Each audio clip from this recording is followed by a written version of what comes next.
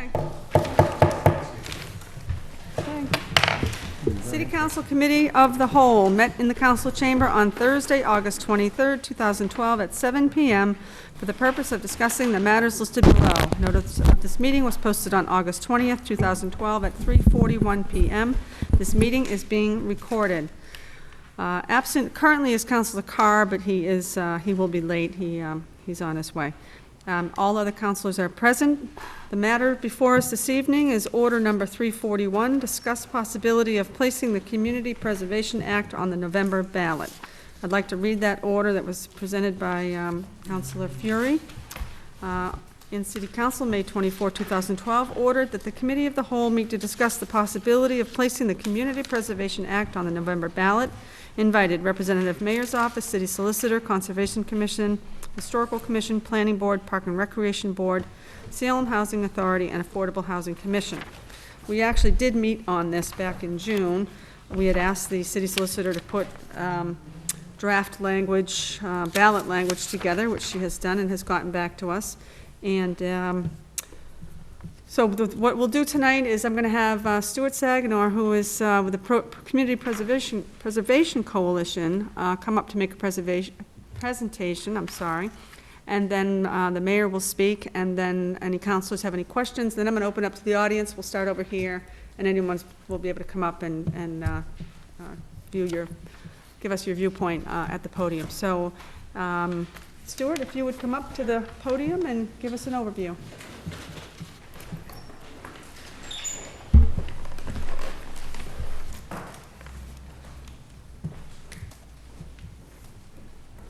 Thanks so much for having me. I'm Stuart Saganor, and I should give the full disclosure that I used to be a resident of the fine city of Salem and really enjoy my time here and still live on the North Shore.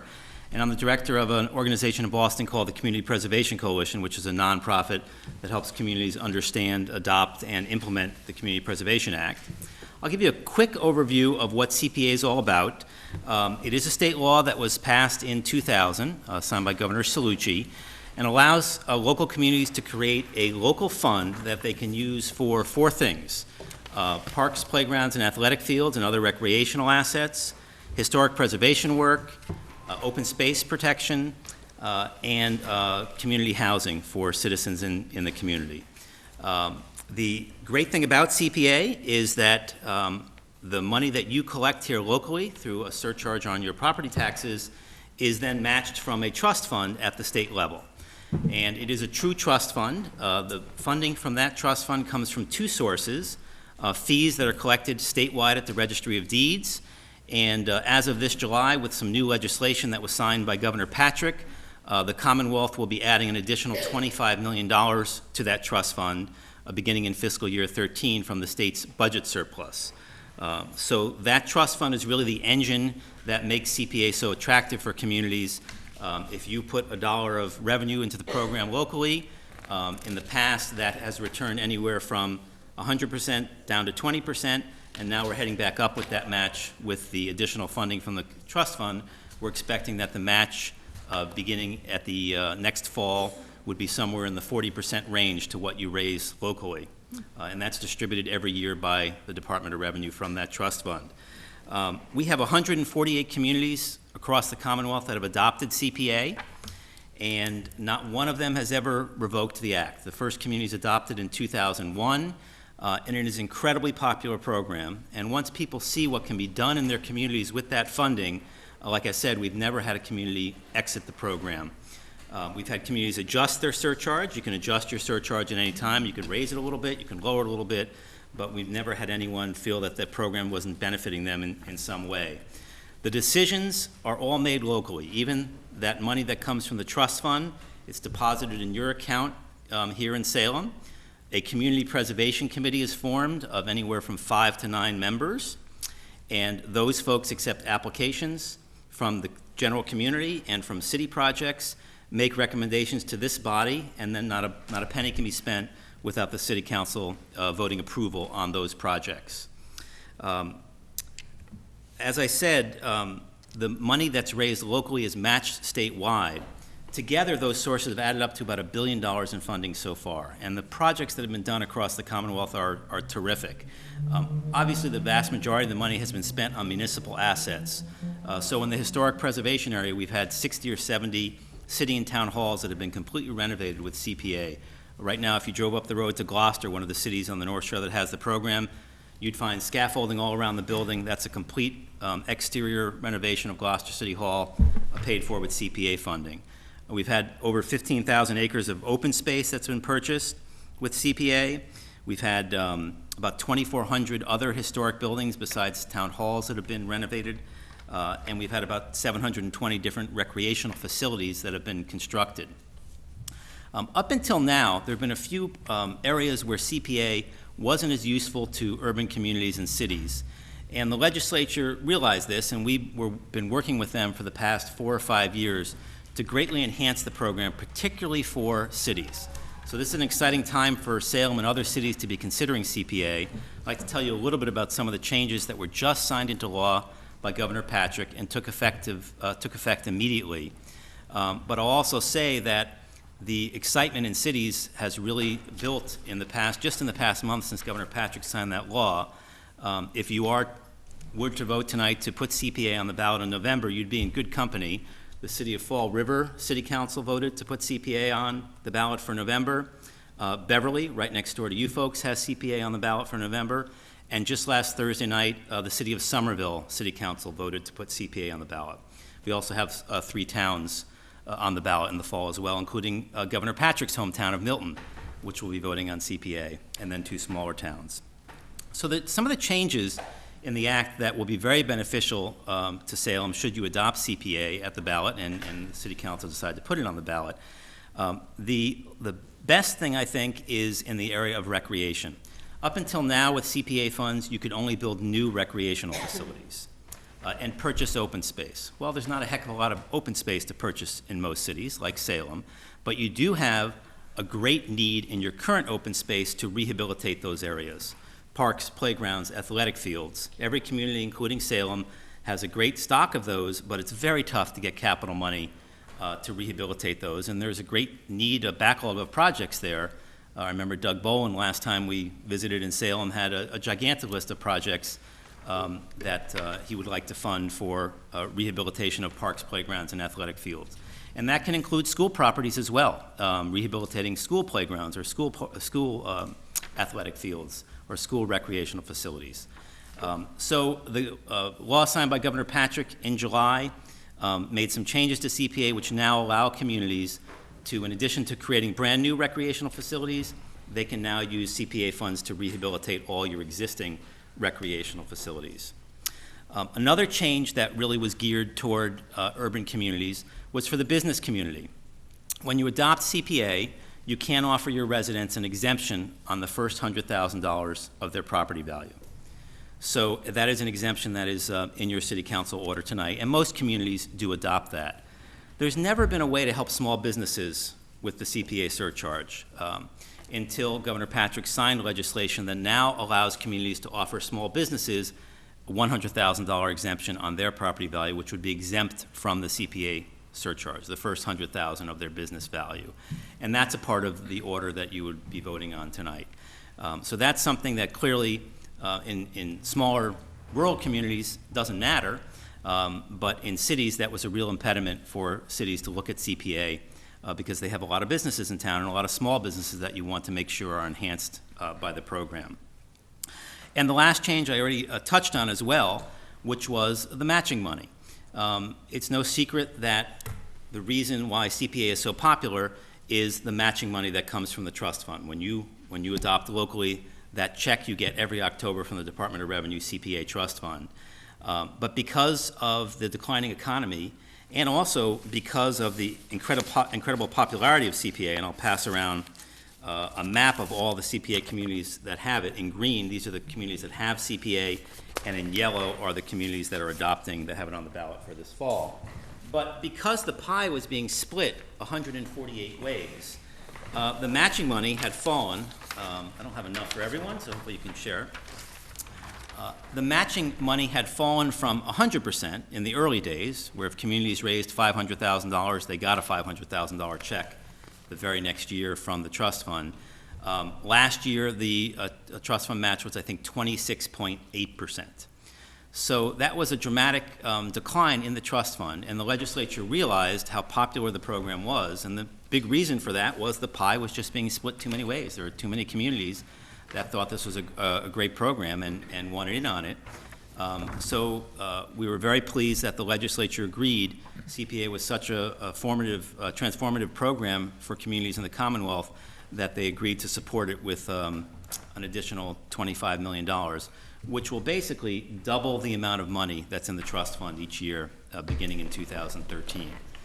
So we do expect that match to go from, the mid-20s up to the mid-40s. A little difficult to predict the future on the deeds fee, because that revenue source will also be part of it as well. You can't really say where the housing market is headed, but all signs are pointing to a turnaround there too. The trust fund from the traditional deeds fee collection has been up 5 months in a row very nicely. So from those two sources, we're finally seeing a dramatic turnaround in the trust fund, which has sparked a lot of interest in CPA, and that's why we have 6 communities that have voted to put it on the ballot for this this November. So that's an overview of the program. I think one of the best ways to consider whether CPA can help you here in Salem is to think about what you would use the money for, and to really think about what the needs are for historic preservation, whether it be municipal buildings or really treasured historic buildings. We have a number of communities like Salem in the program that have a tremendous amount of historic building stock, like Plymouth, and they've been able to use that funding on municipal buildings and all the iconic private buildings in Plymouth. They do a tremendous amount of historic preservation down there. The recreational needs, to think about whether you have a park in your, is it precincts here in Salem? Is that what you call it? Wards, okay. Whether you have a park in your ward that needs rehabilitation work, or whether there are athletic fields, or the common, or areas at schools that need it, to think about those projects and realize the benefit of having CPA funding for those dedicated projects. And the last thing is community housing needs, to figure out a way that folks who are seniors who want to stay in their homes can be assisted to do that, to figure out a way for folks to be able to afford to buy a first-time home in the town, in the city, so they can stay in a town that they grew up in. Down payment assistance. We have communities that have tremendous revolving rental assistance programs they use their CPA money for. On the Vineyard, all 6 towns have CPA. They all combine money and put it into a rental assistance program for folks who need that island-wide. So there's a lot of things you can do in the community housing area as well. Open space, I don't expect to be a huge part of it, but we have a lot of communities that have done some very creative things with open space in urban areas in terms of creating pocket parks, in terms of rehabilitating areas that are brownfields or that are contaminated areas. In Hingham, they had an old mobile gas station right on the harbor that was really blighted and closed, and it was going to be expensive to fix up. They purchased the land with CPA money. They removed the building with CPA money. They removed the contaminated soil with CPA money, and then they built a beautiful park with CPA money and created open space that way. So if there are places in the community that have been blighted for quite a while, which could benefit from having a piece of open space constructed there, that's a tremendous thing that folks do to use that open space money in urbanized areas. So I think that's the general overview, and I don't know how you want to do the format, if you want to have questions from me now or hear from other folks and then bring me back up, but I'm happy to stay as long as you need to answer questions about CPA in general and the legislation that just passed. Let me just ask, any members of the council have any questions for Mr. Sevenor at this moment? Councilor? Thank you, ma'am. Sir, are you familiar with the article in the Advocate in summer 2012? No, I'm not. I'm sorry, I'm not. Is this the... Can I share you I've highlighted a section that concerns me about this. Sure. Is this the MMA publication? Yep. I've highlighted that section right there. Okay. All right, and the highlighted section says Governor Patrick on July 2nd could provide a one-time funding boost. You give me the impression and give us, my colleagues, the impression this was going to last forever. You're talking about It's 25 million? extra. Yes. Is Yes, it is, and I'll be Where happy does to it say? explain It that. doesn't say that here. I know it doesn't, but I'll be happy to explain it. Yeah, So okay. when the bill came out of House Ways and Means, it was written so that the 25 million would be taken from the state's budget surplus beginning in FY13 and every year thereafter. Passed in the Senate, was brought to a conference committee. When the conference committee was negotiating the final bill, which was by the way, is part of the state budget, our bill passed as part of the state budget. The state's comptroller flagged that and said that the 25 million cannot be done automatically, that it has to be done manually each year by the legislature, according to state law. So he made a correction in that. So the legislative leaders have indicated to us, including Speaker DeLeo and Chairman Dempsey from House Ways and Means, which I'll be happy to have you contact them and verify this, but they have indicated to us that they fully intend to include in the budget every year the 25 million for CPA, but it does have to be done manually. So it's in there for FY13 due to the budget that was passed and signed by Governor Patrick on July 8th, and then when the budget is created next spring, the legislature will add the 25 million in there again. And of course, that has to pass at the legislature every year. So every budget has to be approved. No spending is done without being approved. But it will be in there as presented according to the House leadership. So that's the answer to that question. Councilor O'Keefe. So it's not a done deal. It's not forever. That's- It's got to be acted, so a new legislature, not this one, this election is in a couple of months. So following years, coming down the road, another legislature say, oh no, we're only going to do 10 million. That could always happen. They also could say that they're going to put in 35 million because if more communities adopt Well, I've heard CPA that from the legislature on numerous Right.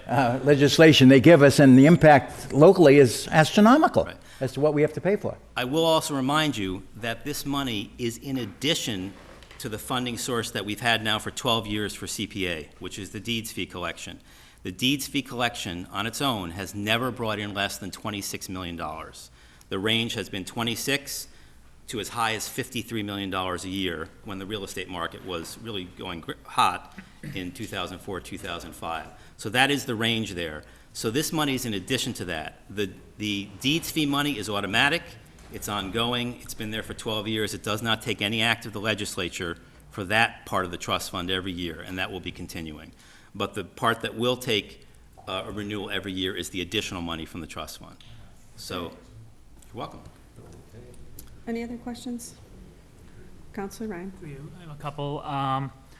One was if the state stops matching, like if they decide, like they did with the Quinn bill, say we're not going to pay it anymore, there's no way the city can get out. The only way to get out is after 5 years, you can put it on the ballot again through this process, vote on it in the city, like we discussed before the meeting. If it passes, they don't want it anymore, but you can bond with the CPA money up to 20, 30 years. Right. Which, if the city bonded, and after 5 years, they decided they don't want it, it gets voted out, can you tell me, explain to me what happens? Like, Sure. even if the city votes it out, it won't go away? Sure. The first thing is the state, you started out by saying if the state decides not to match. That deeds fee money is done statutorily by law. That is not subject to legislative appropriation every year.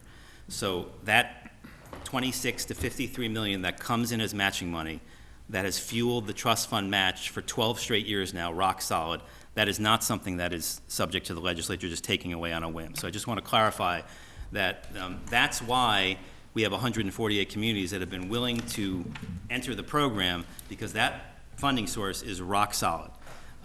So I just want to clarify that they can't take that away through the budget action every year. One of the big benefits, as you pointed out, of CPA is you can do projects two ways. You can use your current revenue, so if you raise $500,000 locally and you get a check for another $250,000 from the trust fund, you have $750,000 to spend. People come with projects and the city council approves those projects. You can just approve $750,000 in projects that year and then wait and do more projects the next year. But just like your regular city budget, you can also bond against your CPA revenue stream. So it's no different than how you do it now. When you have a big project and you want to do it and you don't have the funding in your current year's budget, you bond against your regular tax revenue stream. and you have to pay that back. CPA is no different. It gives you the option, if you decide, and it will be up to this body, to bond against your CPA revenue stream. And when you bond, you have to pay it back. You know, you're not going to get out of that obligation. Communities typically bond for two types of projects. Buying a large piece of land, whether it be for open space, housing, a historic preservation building, or recreation, or to do a top-to-bottom historic rehabilitation like Gloucester did, for example. So Gloucester's a good example. They raise about $500,000 a year from CPA locally, and they get the trust fund match. They have a city hall that is spectacular, like this one, but was desperately in need of rehabilitation. And when you do a project, it's going to cost you far more if you do $50,000 this year and then have the scaffolding put up, take it down, and have the guy come back another year and do $50,000. It makes much more sense to bond and do it all at once. So they issue a bond against their CPA revenue stream. It was a 2.2 or $2.7 million, sorry, I don't remember off the top of my head, bond. And there's now scaffolding over the entire building. They're doing a complete exterior rehab, windows, everything on that building. That bond was issued for 13 years. They've had CPA, I think, for 3 years and maybe 4 years in Gloucester.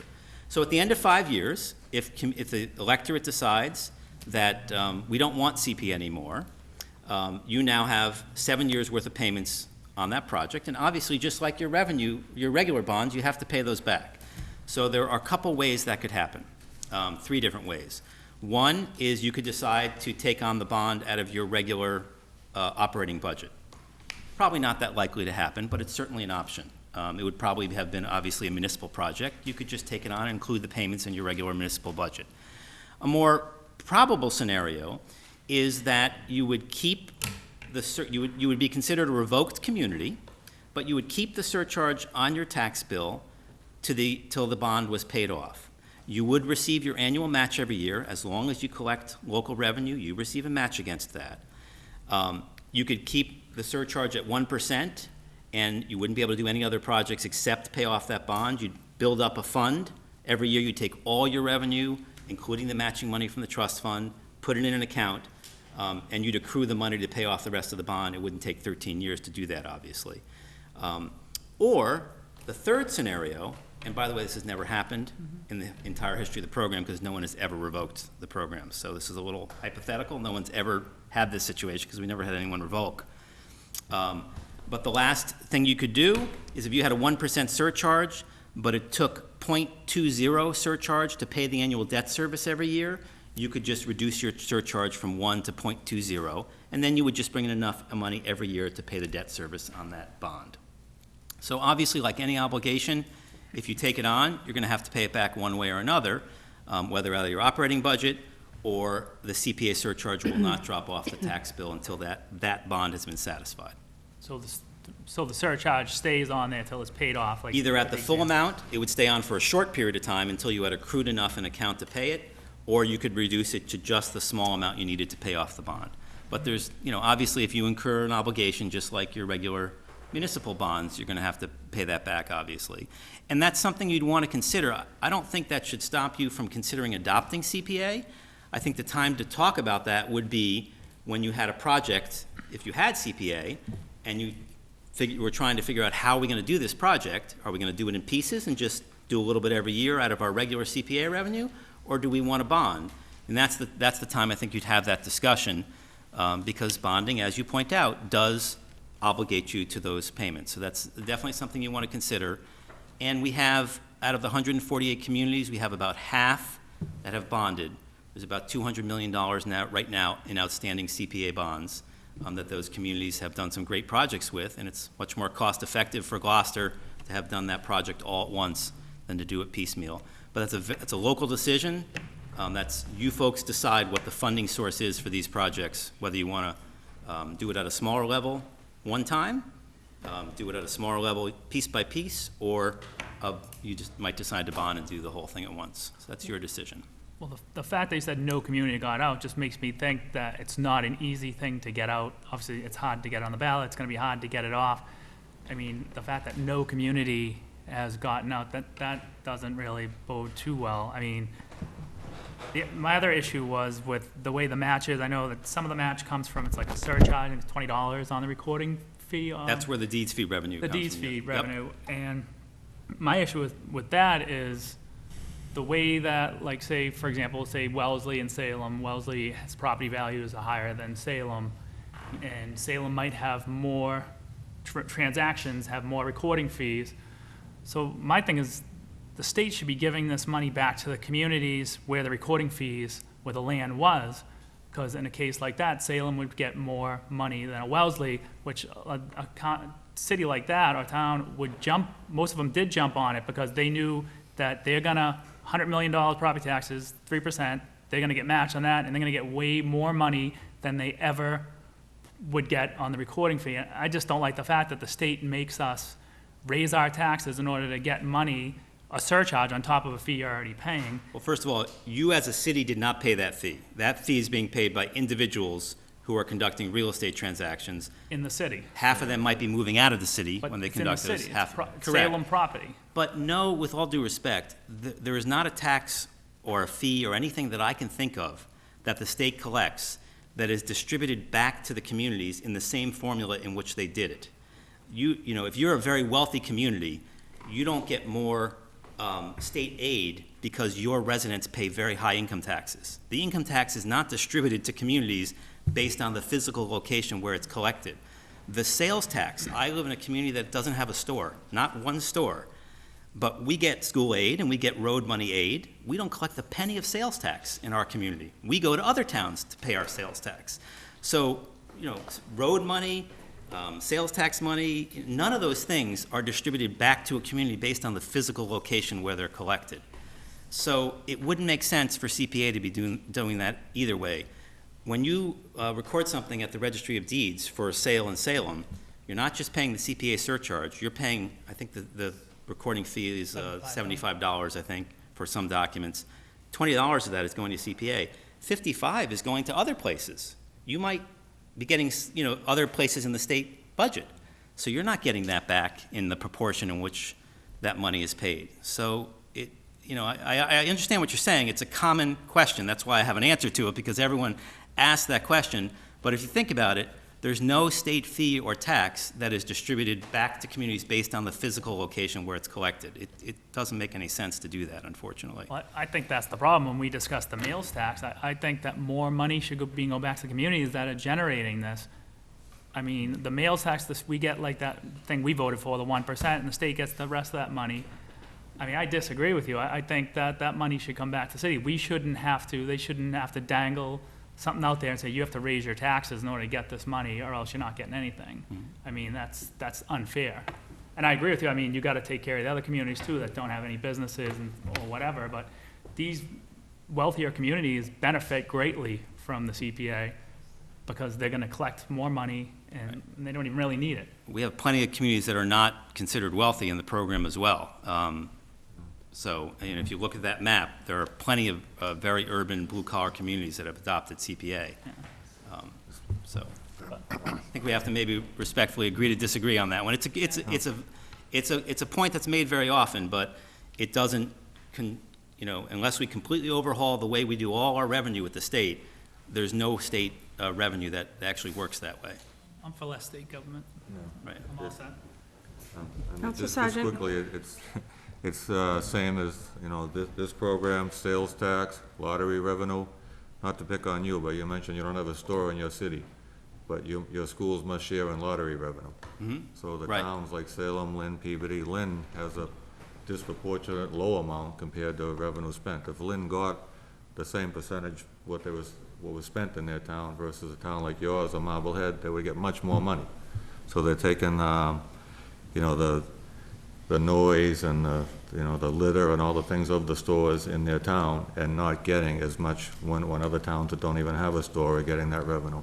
And almost all of these programs are set up that way. It seems like the more well-to-do towns do better than the towns that are generating the revenue.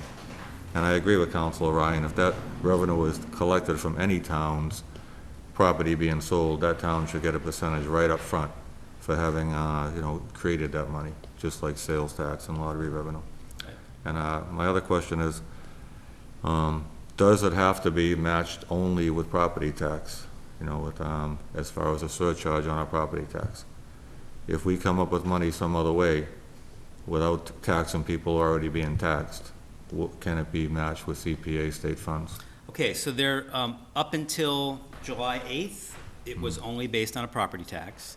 There is a provision in that law that was signed by Governor Patrick to allow communities, if they want to put a 1% surcharge. You still have to do 1%.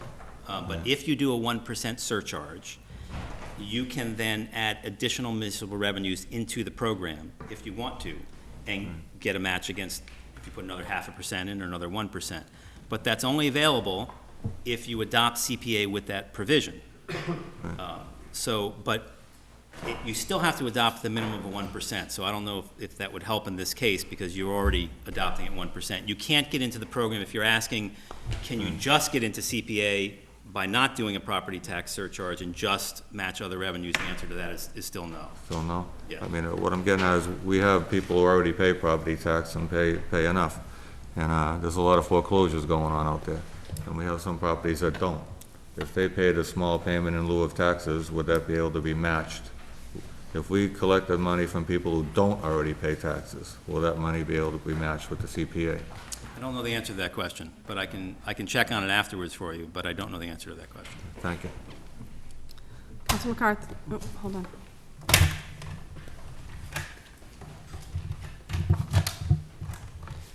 Council McCarthy. Thank you, Madam President. Follow up to a couple things that have been said. Has the issue with regard to the registry deeds and the way that they, I know that our own registrar, Mr. O'Brien, has been having a big issue with the banks and how.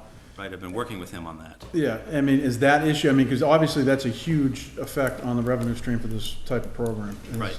Has any of that to date been resolved? I wish I knew that question. Attorney General Coakley is the one who has taken on that task of following up on that. And unfortunately, when you have an ongoing case in the Attorney General's office, they won't comment or give you any information on what's happening to that, even though we've asked. Okay. And I'm sure Registrar O'Brien, I'm sure, has asked too and gotten the same answer that we've gotten, which is that it's an ongoing investigation from Attorney General Coakley. So I don't have an answer as to what's happening with that. I know she's working on it very hard. Can I take a second just to explain to folks what we're talking about, because it's kind of inside ball game a little bit. Yeah. This is CPA is only a tiny piece of this issue, obviously. Right. But there is when fees are collected at registries of deeds for filing things, and you file a mortgage there, there is a system that was created by the banks in the past decade or so, where when the mortgage is then resold to another bank, and banks keep reselling these mortgages, they don't have to come back to the local registry and refile that mortgage and pay another fee to the Commonwealth. They created their own private mortgage registry system. And this is a nationwide issue. This is happening nationwide, and the banks are under a great deal of fire for having created this system. The fire is not really over the fact that they're avoiding paying local fees. The real issue is you can't tell who owns a mortgage by going to your local registry. That's the real problem. It's not really a money issue. It's really more of you can't tell who owns a mortgage because the banks are selling it among themselves and filing the paperwork at a company called MERS, Mortgage Electronic Registry System, I think is the name of it. Registrar O'Brien and many of the other registrars in Massachusetts complained about this to Attorney General Coakley. Attorney General Coakley, in turn, has been working with the attorney generals from, I think, 20 or 30 other states on this issue. This is a nationwide issue. It's not unique to Massachusetts. It's certainly not unique to CPA. But if they ever did resolve it in a way that required the banks to do it the way they used to do it in the old days, which is if a mortgage is sold, the bank goes back to the local registry and plunks down a $75 fee and refiles the paperwork, then we should see our revenue from the trust fund go up a little bit. It's not going to skyrocket, but I have to be honest with you, it's only a small percentage of the transactions, but it would help. And I know Attorney General Coakley is working on that, and we're hopeful that she'll get it resolved, and it will result in banks doing these transactions in the way they used to, which I think for transparency and for revenue purposes would be beneficial to the Commonwealth. If I can continue, you alluded to there's potentially, I think, 6 more communities that are considering this? There are 6 communities on the ballot, Yep. 3 small and then 3 cities. And you stated that the match was somewhere in the low to mid-20s right now. We're down. Last year was 26.8%. What are they anticipating it to be this year? For this coming year, well, the 25 million won't kick in until a year from now. Right. So a year from now, with the additional 25 million, plus the deeds fee revenue, Right. I am estimating, the DOR has not come out with their estimate is done every March. So Okay. this is my estimate. It looks to me to be in the low to mid 40% match beginning in the fall of 2013. What And the would way be- you can figure that out is, last year, the deeds fee brought in 26 million on its own. Yeah. And that was good for about a 26% match. You're basically gonna double that with the 25 million from the budget. So, you know, it won't quite double, but it will be a significant increase, probably to the mid-40s or so. What are they anticipating next year? So obviously, let's crank the number for next year. You're saying for the Yeah. fall of 2014, The one coming up right now. this match? Yeah, without the. DOR is estimating 22 point something percent this fall. But you wouldn't get that, your first match wouldn't be this fall, obviously, because you wouldn't start the program until FY14. And a follow-up to my good colleague to my left, I think what he was referring to was, you know, obviously you're allowing, the state legislature has included an exemption for small businesses. Mm-hmm. But Salem is we have a multitude of large nonprofits.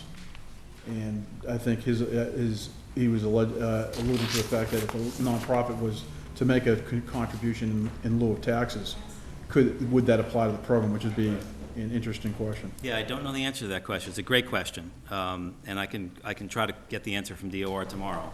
Okay. But I don't know the answer to that question. Is there, I'm just wondering, is there other things like CPA that you have to get that question? Like, is there another program in town that you have that works that way, that this question? No, I mean, can be obviously, answered some by? of them have pilot programs or silo programs that they, in lieu of taxes, they make payments and/or contributions to the city. So, but if this was available, if that was Right. an avenue for them to be available, and obviously understanding the fact that if they had that ability to make a contribution, and then it would be matched with up to potentially anywhere from, you're saying 22% this year to up to maybe upwards of 40% in the next fiscal year, that would be Yeah. an interesting Interesting. question. I'll ask that question. I Thank don't you. know the answer, unfortunately. Thank you. Council Sargent, then Council Yes, one O'Keefe, quick and question, Council please. Torrio. Like with lottery, Mm-hmm. lottery is spent, collected to the Commonwealth, and Right. then distributed. Maybe I'm a little naive on this, but why couldn't they collect this money through the sale of properties as they do now, and then just redistribute it to all the cities and towns for open space programs? And if some towns don't want to be part of it, fine. But why does it have to be matching funds? Why can't it just be the money is being collected at the Registry of Deeds and it's distributed to the people who want to preserve open space? You'd have to ask the people who, I mean, I wasn't there in 2000, I mean, when this legislation was passed. I came on board in 2006. It took about 12 years for CPA to get passed, from the late 80s and 90s at the legislature. There were many tweaks to the program. A lot of different ideas were considered. I think that was actually one of the ideas, frankly, that was considered. It does, it is a way to do it. There's nothing wrong with that way. It's a logical way to do it. A lot of things were considered. This is the program they ended up with. So I can't answer the question as to why they didn't structure it that way. It's, you know, there's probably 4 or 5 other ways they could have constructed it that would have worked just fine. You know, this one has worked very well. I mean, we have 148 communities. You're surrounded by them. You know, you look at that map, most of the communities around here have CPA. Ask any of them, I think they're very, very happy with the way it works. You know, I know someone talked about the fact that no one's revoked maybe is a reflection on, you know, that it's too hard to get out of the program. I would feel confident in asking you to call any community that has CPA and ask them why they haven't gotten out of the program, and I think you'll find that the answer is because they think it's terrific. And they're making very good use of those funds for municipal assets. Yeah, and just rhetorical, I mean, imagine if the lottery revenue sharing was based on us having to put a 1 or 2 or 3% extra tax on our homeowners, and they would match that for our lottery revenue. That would be very difficult, so, thank you. Council O'Keefe, and then Council Torrio. A question. Yes. This would go on the ballot this fall in the state election. Correct. Correct. Yes. And suppose tonight the city council in Salem did not accept this to go on the ballot. Couldn't an initiative petition be organized next year to put it on the municipal ballot next fall? Yes. It's not a dead issue if it's not approved tonight. It can go forward with petition of people collecting it, wanting it to be put on the ballot.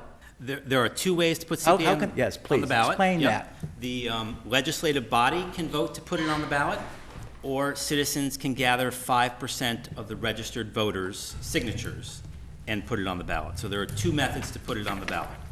And we've had communities use both methods to put CPA on the ballot. It's far more common for the legislative body to do it. I'd say it's probably, 70-30, roughly. Whether it be town meeting is the legislative body in a town, you're the legislative body, Board of Aldermen, City Council, Town Council, whatever it is.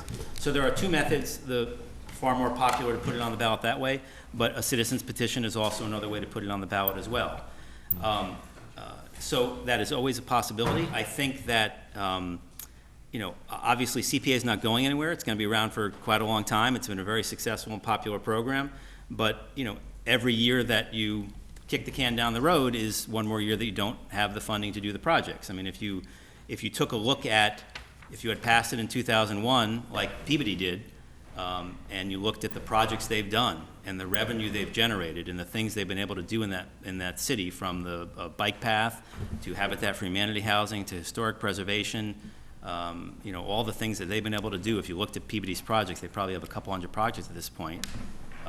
It adds up to a significant amount of money and a significant amount of benefit. You can certainly always postpone and do something later and do it another way, have the citizens do it, or consider it a future time.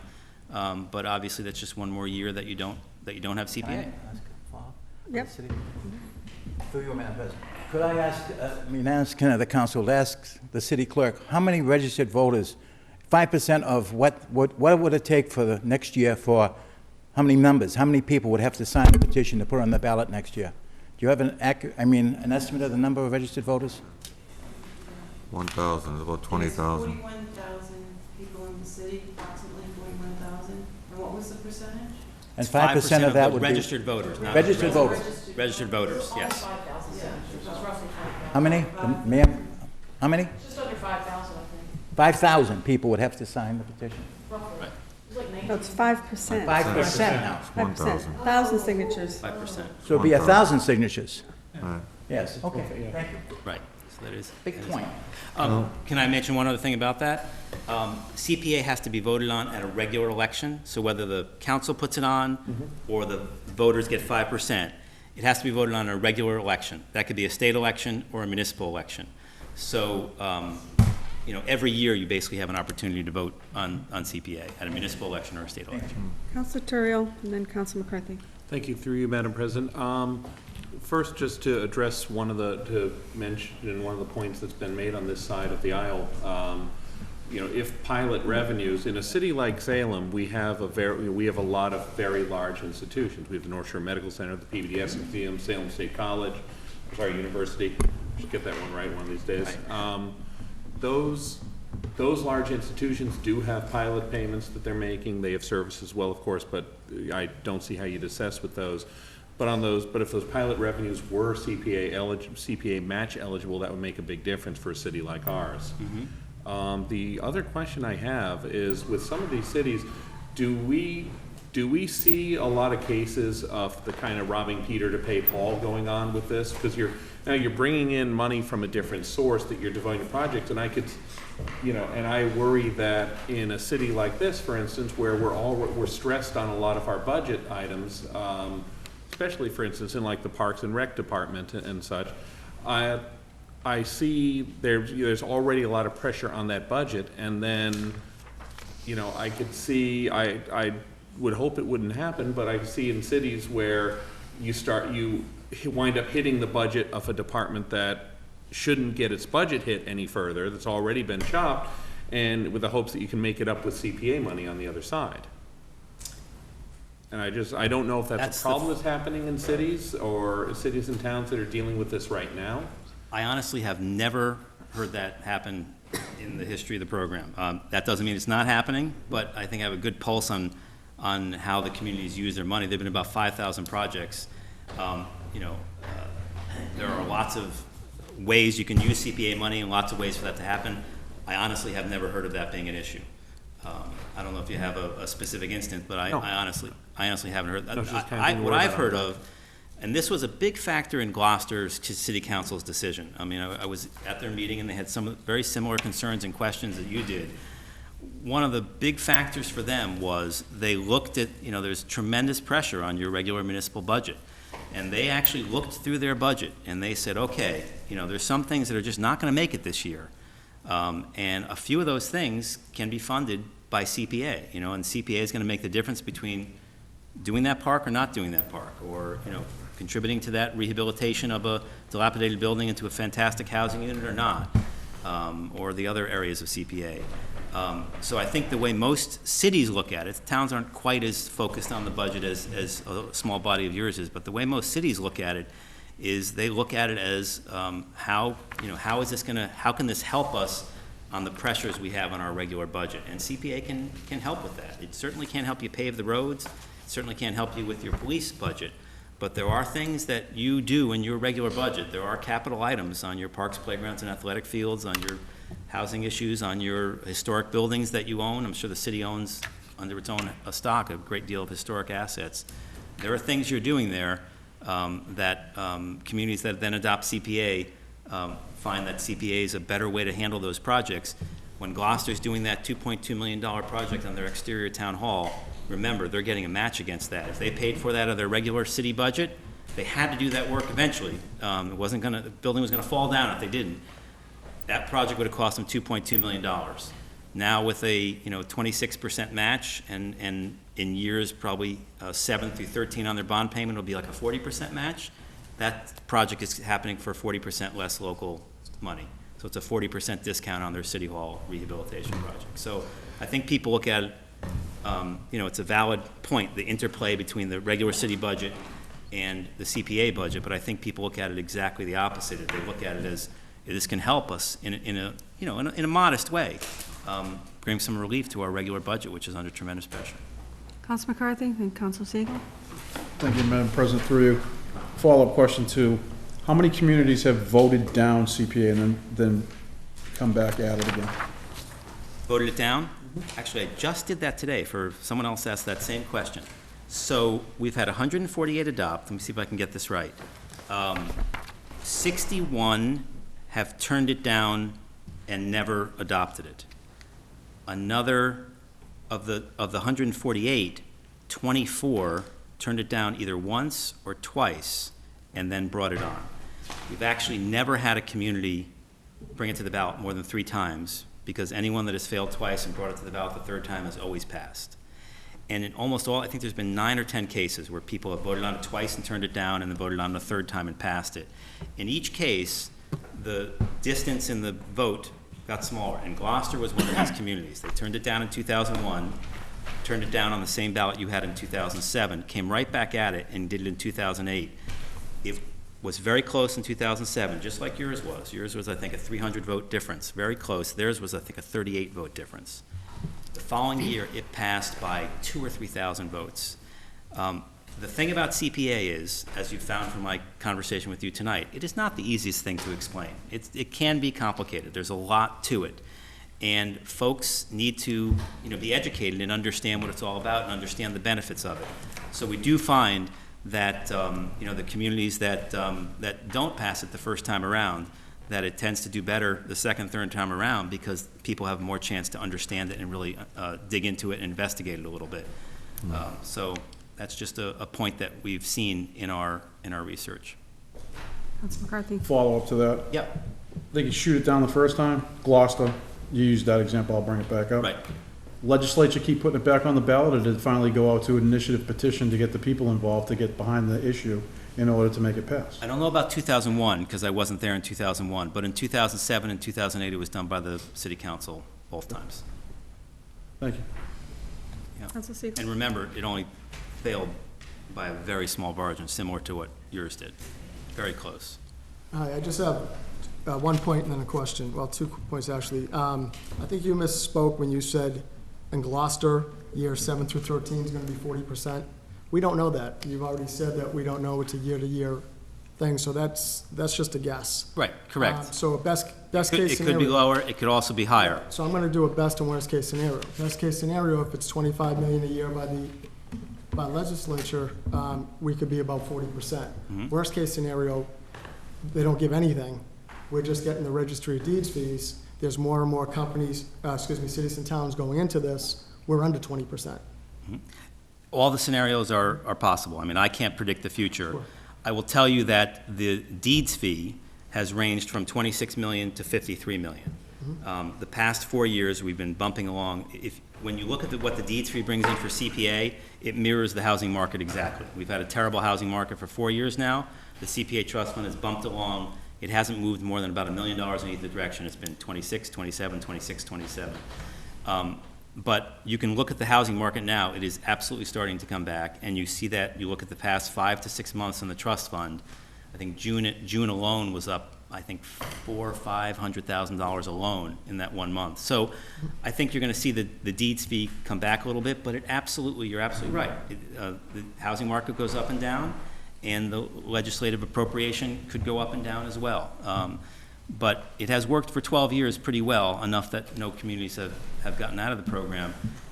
But, that clearly is something that, I don't think it should stop you from adopting the program, but it's certainly something you can continue to evaluate. Communities can lower their surcharge at any time. We've had 4 communities raise their surcharge.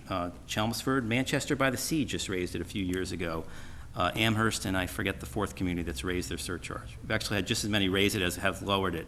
So you can adjust your surcharge at any time, and then as you pointed out, after 5 years, you can, if you want, you can exit the program fully. So, that's, just like any program, you're going to evaluate every year, how's this working for us? And if it's not working for you, you can make an adjustment either to exit the program or reduce the surcharge. If it's working really well, you could ask the electorate to see if they want to raise the surcharge. I mean, that's part of the evaluation that I think any city council does every year. And none of us can predict the future, but you're absolutely right. It's something that you don't want to just set and forget. You want to make sure that it's always working for you. These communities that have looked at it so far have found that it has worked for them and stayed with it, but they watch it very closely, just like you would too. Bless you. Stuart, I just have a question about Yes. the Preservation Committee. So it's at least 5 members, no more than 9. Right. And shall include but not be limited to member of the Conservation Commission, Historic Commission, Planning Board, Park and Rec Commission, and Housing Authority. Right. So is there an opportunity by ordinance, when an ordinance is written, to include a community member? I mean, does it just have to be those from the... Absolutely. Okay, so the way that works, it's a very good question. And I glossed over that in my initial explanation. So as you pointed out, there are 5 members of that Community Preservation Committee that you have no choice on. They are statutorily required by the statute. And it's the 5 areas that have, basically the input of CPA, Conservation Commission for Open Space, Historic Commission for Historic, Parks and Recs, et cetera. So those people come from those 5 committees. Most communities then add the optional 4. So we have, almost all of our communities have 9. Some have 7. But no one goes with just the basic 5. You can do, by ordinance, this body can do anything they want with these 4 last appointees. And we have people do anything and everything. We have 4 communities that have those extra positions elected. So in Northampton, the city of Northampton, when there's signs outside for the city clerk who's running, there's signs outside, vote for Joe for Community Preservation Committee. They elect their CPC members. Other communities have 2 appointed by the mayor, 2 appointed by the city council. Gloucester went with a very interesting approach, which a lot of communities have done. I think they were the first city to do it, but a lot of towns do this. The 4 at-large members cannot hold another elected or appointed position in town. They want the real grassroots community people to be deciding what to do with the people's money. So they have the 5 from the committees, and then 4, at-large positions who are just people from advocacy groups in the communities. You could also, by ordinance, take positions 5 and 6, let's say, and dedicate them to another city department or body that you want. So one of them is Housing Authority. A lot of communities have other housing boards, housing partnership. You can dedicate position 6 to be another housing body. Or a lot of communities that are more rural will dedicate position 6 to be someone from the Open Space Committee.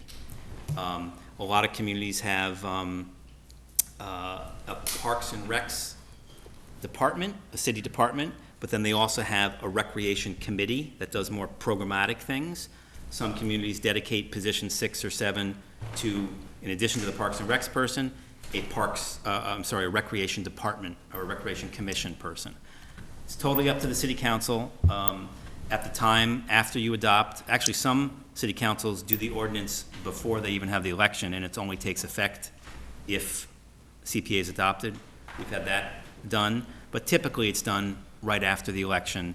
The city council has a hearing, gets input on, how they should structure their community preservation committee, and then you pass an ordinance, and you folks decide how to allocate those extra 4 slots, Great. 2 or 4. Yeah, thank you. Just a Councilor Siegel. follow-up to Councilor Yes. Lovely's thing. So basically, the city council kind of picks the board, helps determine the board, but city council has nothing to do with the money. It's just the board who decides where the money is spent? No, so the board's role then is to, first of all, they have to do a study of all the needs of the city in these 4 areas. They have to study the needs of the city in recreation, housing, open space, and historic preservation. They do a community preservation plan, sort of set an agenda. They have a public hearing. They take input. What are the priorities for our CPA fund? Then they accept applications.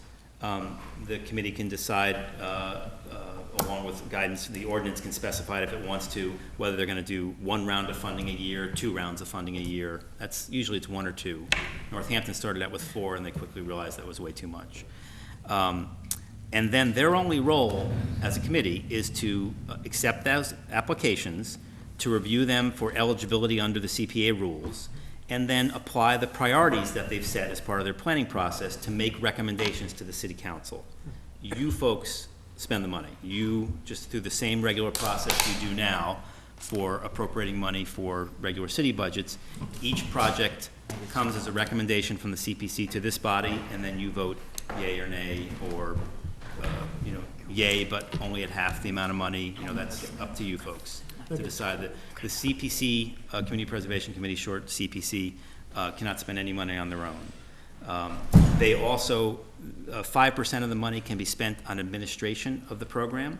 So if you have any expenses in administering the Community Preservation Committee, if they have a secretary or advertising for the public hearing or office expenses or those sort of things, you folks can appropriate them a small administrative budget, and then they can spend that, just by a vote of their committee. But as far as projects go, they can't spend any money. That has to come. Every project comes to the city council. Thank you.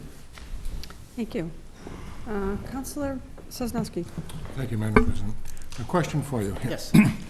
Categories are 3 of them: historic preservation, affordable housing, open space, and is the 4th category recreation? Yeah, that's a little bit of a curious structure. I thought that was an expansion of the open space. Yeah, it is and it isn't. I don't know why they set it up this way when they did it in 2000, but in the definition section of CPA, which is in section 2 of the Act, it has a definition for open space, which includes all the things you would typically think of, marshland, beachfront, harbors, all those conservation land areas. And then it also says, and recreation. But then there's a separate definition of just recreation, which is park, playgrounds, athletic fields. A lot of communities that are on the harbor use it for, boardwalks on the harbor, or sailing facilities, for sailing programs, or docks, or those sort of things. It can be used for all those harborside recreational things. So it really is 4 categories, but in the definitions, for some reason, put open space, including rec, but then it has its own definition. It's awkward, Well, the frankly. reason why I ask that is because each of these are guaranteed to have a minimum of 10% contribution. And recreation does not. Okay. Right. So But basically, only 30% of this, at this point, would be absolutely predetermined. Right, and I should explain that to everyone if I could. But before you go there, before you explain that, the question would be this: does this legislative body have the authority to say, other than the mandatory 10%, that we're going to put 50% in historic preservation, 40% in open space, and 10% in affordable housing, or whatever the mix match might be? Right, I believe you do. I've been asked that question before, and I think I remember checking with DOR on that. I'm pretty sure you do have the authority to do that. I can't think of anyone that has done that. because you're limiting yourself. By locking up that money in different categories, you don't know what projects are going to present yourselves in the future. So, if you say, okay, we're going to put 40% in historic preservation, and then someone comes to you with a tremendous recreation project, and you've locked up all your money in that category, you can't do it. So I don't know of anyone that does that. I know that there are some communities that traditionally, at the end of every year, decide they want to fund just one type of project. For example, Cambridge spends usually almost 80% on housing, because they're sort of a regional housing powerhouse. Very unusual, but they do. Plymouth, if you looked at their expenditures, they'd probably end up with probably 50 or 60% if you looked at it in arrears on historic preservation. So I think you can limit it up front. I don't know of anyone that does that, because it really takes away your flexibility. The statutory minimums, and is it okay to explain how that works to the rest of the folks? You collect your 100% of your CPA money, which is your local money plus your trust fund match. You only have one requirement in terms of spending. Every year, you must either spend or put in a reserve account for future spending 10% of the money for open space and recreation, 10% of the money for housing, and 10% of the money for historic. So if you have a project that year in historic preservation that's more than 10% of the total revenue that year, you've satisfied your commitment for 10% of the spending. If you don't have a historic project that year, you have to take 10% of your revenues and put it in a reserve account, in a historic reserve account. And open space and rec, because of that quirk that I talked to you about, are lumped in the same reserve account. So every year you have to spend or reserve 10% on either a conservation land project or a rec project. The balance of the 70% can be spent on anything. In those 3 areas. In 3 or 4, depending upon how you count it. Correct. And the flexibility, frankly, is what most communities love about CPA. Is 1 year they won't do anything in the historic category except put the 10% in the reserve, and they've got they spend all the rest of the money because they have needs that year in a big historic project and a big recreation project. So it's the flexibility that communities like, but that doesn't mean that you folks wouldn't want to do it that way, and that's your option. I believe the way you do that is to put it in the ordinance that creates the committee. You say in every year the committee shall recommend 40% of the money be spent on historic projects, 20% on housing, whatever it is. But I frankly I don't think I've seen that done, but I think it can. Thank you. Hold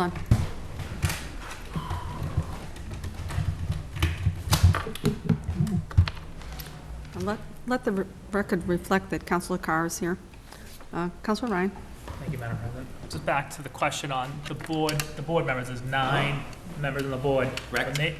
When they vote, is it majority rules or is it a supermajority? Like sometimes when the council votes on money stuff, it used to be 8, a supermajority. Right, Is it majority. just a simple majority?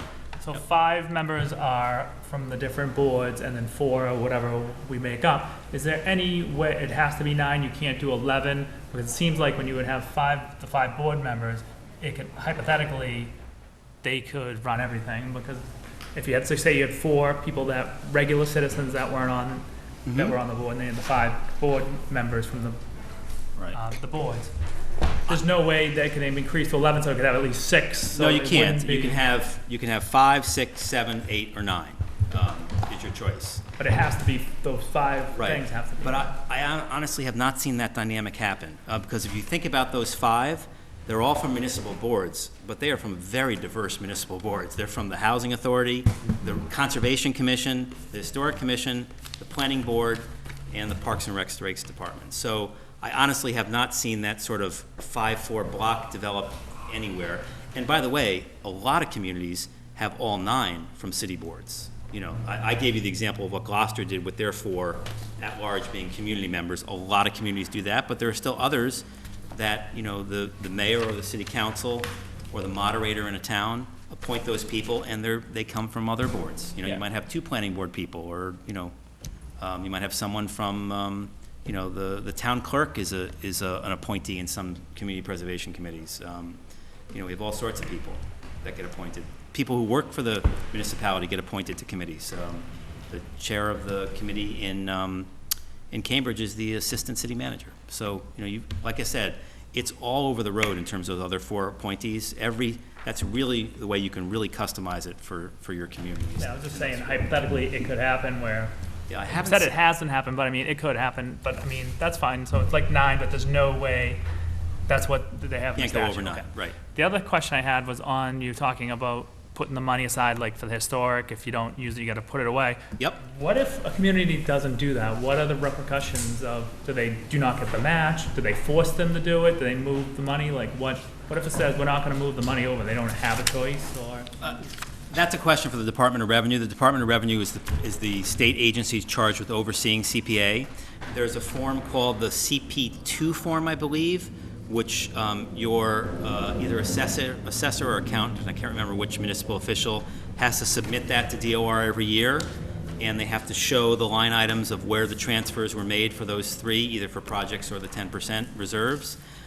What happens if that form's sent in and they haven't done it? I don't know what DOR does. Whether they make you do 20% the next year, whether they make you rescind an appropriation so you have the flexibility to do that. I know it's statutorily required. It's sort of the same question of any accounting measure, any DOR requirement that you have, what's the penalty for not doing that? I don't know. There is a very measured reporting requirement for DOR to ensure that you do that. So, I have a feeling that most communities do it. And then just the last question, I just want to know, the recording fee, you might know this, Madam President, the $75, I thought it was $20 surcharge, so is it 75 plus the 20, or is it No. 20 built into the 75? 20 is built into the 75. All right, that's all I had. Thank you Yeah. very much. Stuart, I just have another question about the exemptions. Uh-huh. So this is particular to the exemption of, for lower moderate income senior Yes. housing. So can you just explain, income guideline, how does that work for? Yeah, it's based on the HUD income guidelines, so it's not something that you folks can decide here. It's based on the standard, 80% is low income, and 80% of the area-wide median income is low income, 100% of the area-wide median income is moderate income. So there is a chart that the Department of Revenue sends to your assessor for that, and that's how they determine who qualifies for that exemption. Is there any other questions from members of the council right now? There aren't any. Oh, I'm sorry, Councilor. Just one really quick thought on the board composition. Thinking about that, I would think that probably having 4 members from outside the city, or rather than just directly from the required boards, would probably help most things move through, because in a lot of cases, some of those boards will have, even though they're all city boards, they'll have interests that are opposed to one another in many cases, so. Yep. When it comes to determining funding, where funding's gonna be allocated. Sure. There's one dynamic at CPA related to that, if I could just say it for a second.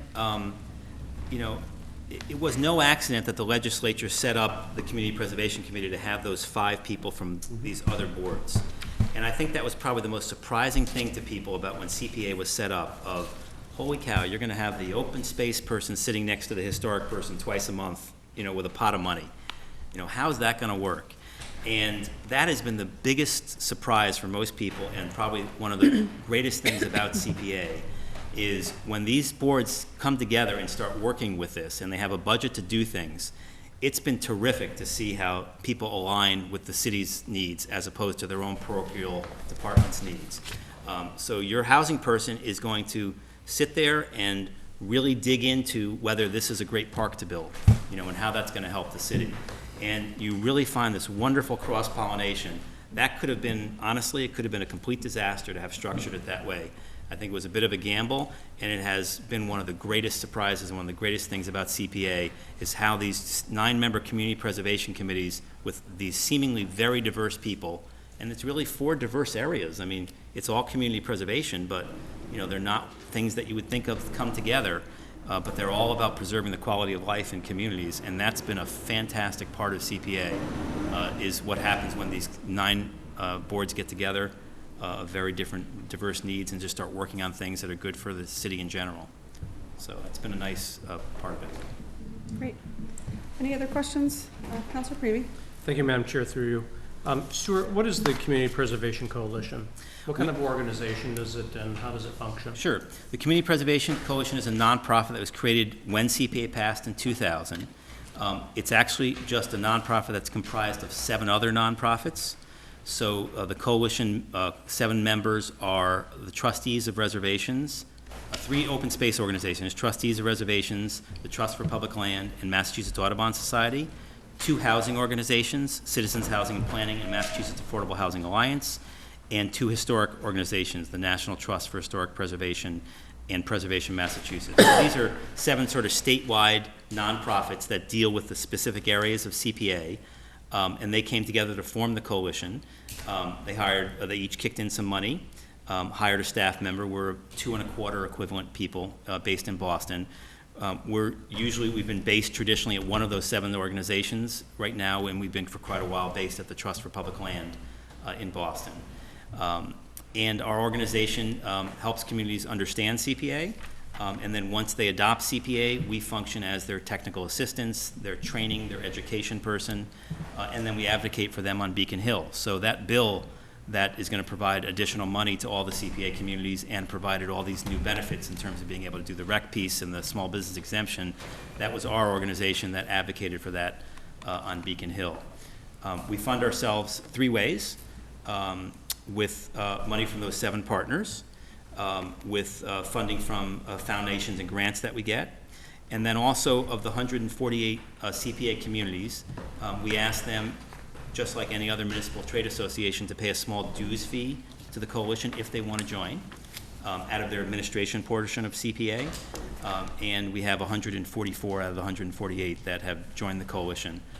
And therefore can sit on our steering committee, be represented on our steering committee, and then come to our conferences and access for technical assistance and subscribe to our newsletter and all those things that we do. How much are the due fees? The dues fees are based on a sliding scale based on the size of a community's a local surcharge from CPA. So we actually copied, I think, the Massachusetts Association of Conservation Commissions. We used their scale of how they did it. There's 8 categories. From the smallest community with surcharges of the communities that get under $100,000 from CPA pay $250 a year. And then the very largest cities like Cambridge, Quincy, Newton, I think there are 3 or 4 cities that get in excess of $2.5 million from CPA, they pay $7,500 a year. So everyone pays in 8 different categories between $250 and $750 a year. And that's a requirement, or did you say Nope. there's some communities that don't? Oh, there's 4 communities that don't. That is completely up to the Community Preservation Committee and the City Council as to whether they want to join the coalition. We've been very, blessed that most of the communities do because of the value that we provide to those communities, but it is completely optional. And we have a couple of communities that haven't been given an administrative budget by their legislative body, so, they haven't joined. But it is absolutely optional. And when a community adopts CPA, we give them a complimentary membership for the first year. We don't ask for anything because we want to see them get up and running and set up properly. And then in year 2, we ask them if they would join us, and most have. For the communities, the 4 communities that didn't join you, do they not get any support or assistance? That's correct. Right. Okay. They don't. So they're kind of on their own, they manage their own program, and that's basically That's it. correct, yeah. And it's exactly the same, as most municipal trade associations. And MMA is a voluntary, joining up by communities, and you pay a due to join MMA. Your Conservation Commission has dues to join MACC. Your city solicitor has a statewide city solicitors organization that she can join if she wants to, and there's a fee for that. It's the same really for every specialty in a municipality has a trade association that advocates for them and trains them and does education and answers questions like these. And there usually is a voluntary dues payment by the municipality. Thank you. Thank you, Madam Chair. Thank you. Councilor Sosnowski? Thank you, Madam President. Yes, Stuart, a couple of questions here. Yep. In the exemptions here, in exemption number 3, $100,000 of the value of each taxable parcel of Class 3 commercial property and Class 4 industrial property. Correct. So is that the small business or a large business? I mean, or all businesses? What are we talking here? Right. I'll be honest, I don't know the state's classification code for businesses and how they're classified. My understanding is that all businesses, or the vast majority, are either Class 3 or Class 4, but if there is an assessor in the building that could answer that question, that would be great. Not an assessor, but if you look at section 2A of chapter 59, commercial is under class 3, class 1 is residential, then class 3, class 4. It's in the statute, just what they call it. So class 3 is all commercial, class 4 is all industrial. So, I'm not sure who to address this question to then, actually to the city solicitor then. If this does pass, all right, essentially what you're saying is, if you own a business in Salem, you qualify for an exemption. What this says, the last time we did it in 2007, there was an exemption for a complete exemption for commercial and industrial. And that's what was on the ballot. This year, there's a change in the legislation that allows you to include the businesses that have their first $100,000 be exempt. And that's what's in the draft. Either way. It could either be a complete exemption for commercial and industrial, or it could be just the first $100,000 in value, like the residential property exemption. All right, thank you. Thank you. Any other questions, members of the council? Stuart, thank you. We may have you come back after. Oh, yes, oh, certainly. Stuart, yes. One of the things that came up earlier was what you and I talked about was the 1+.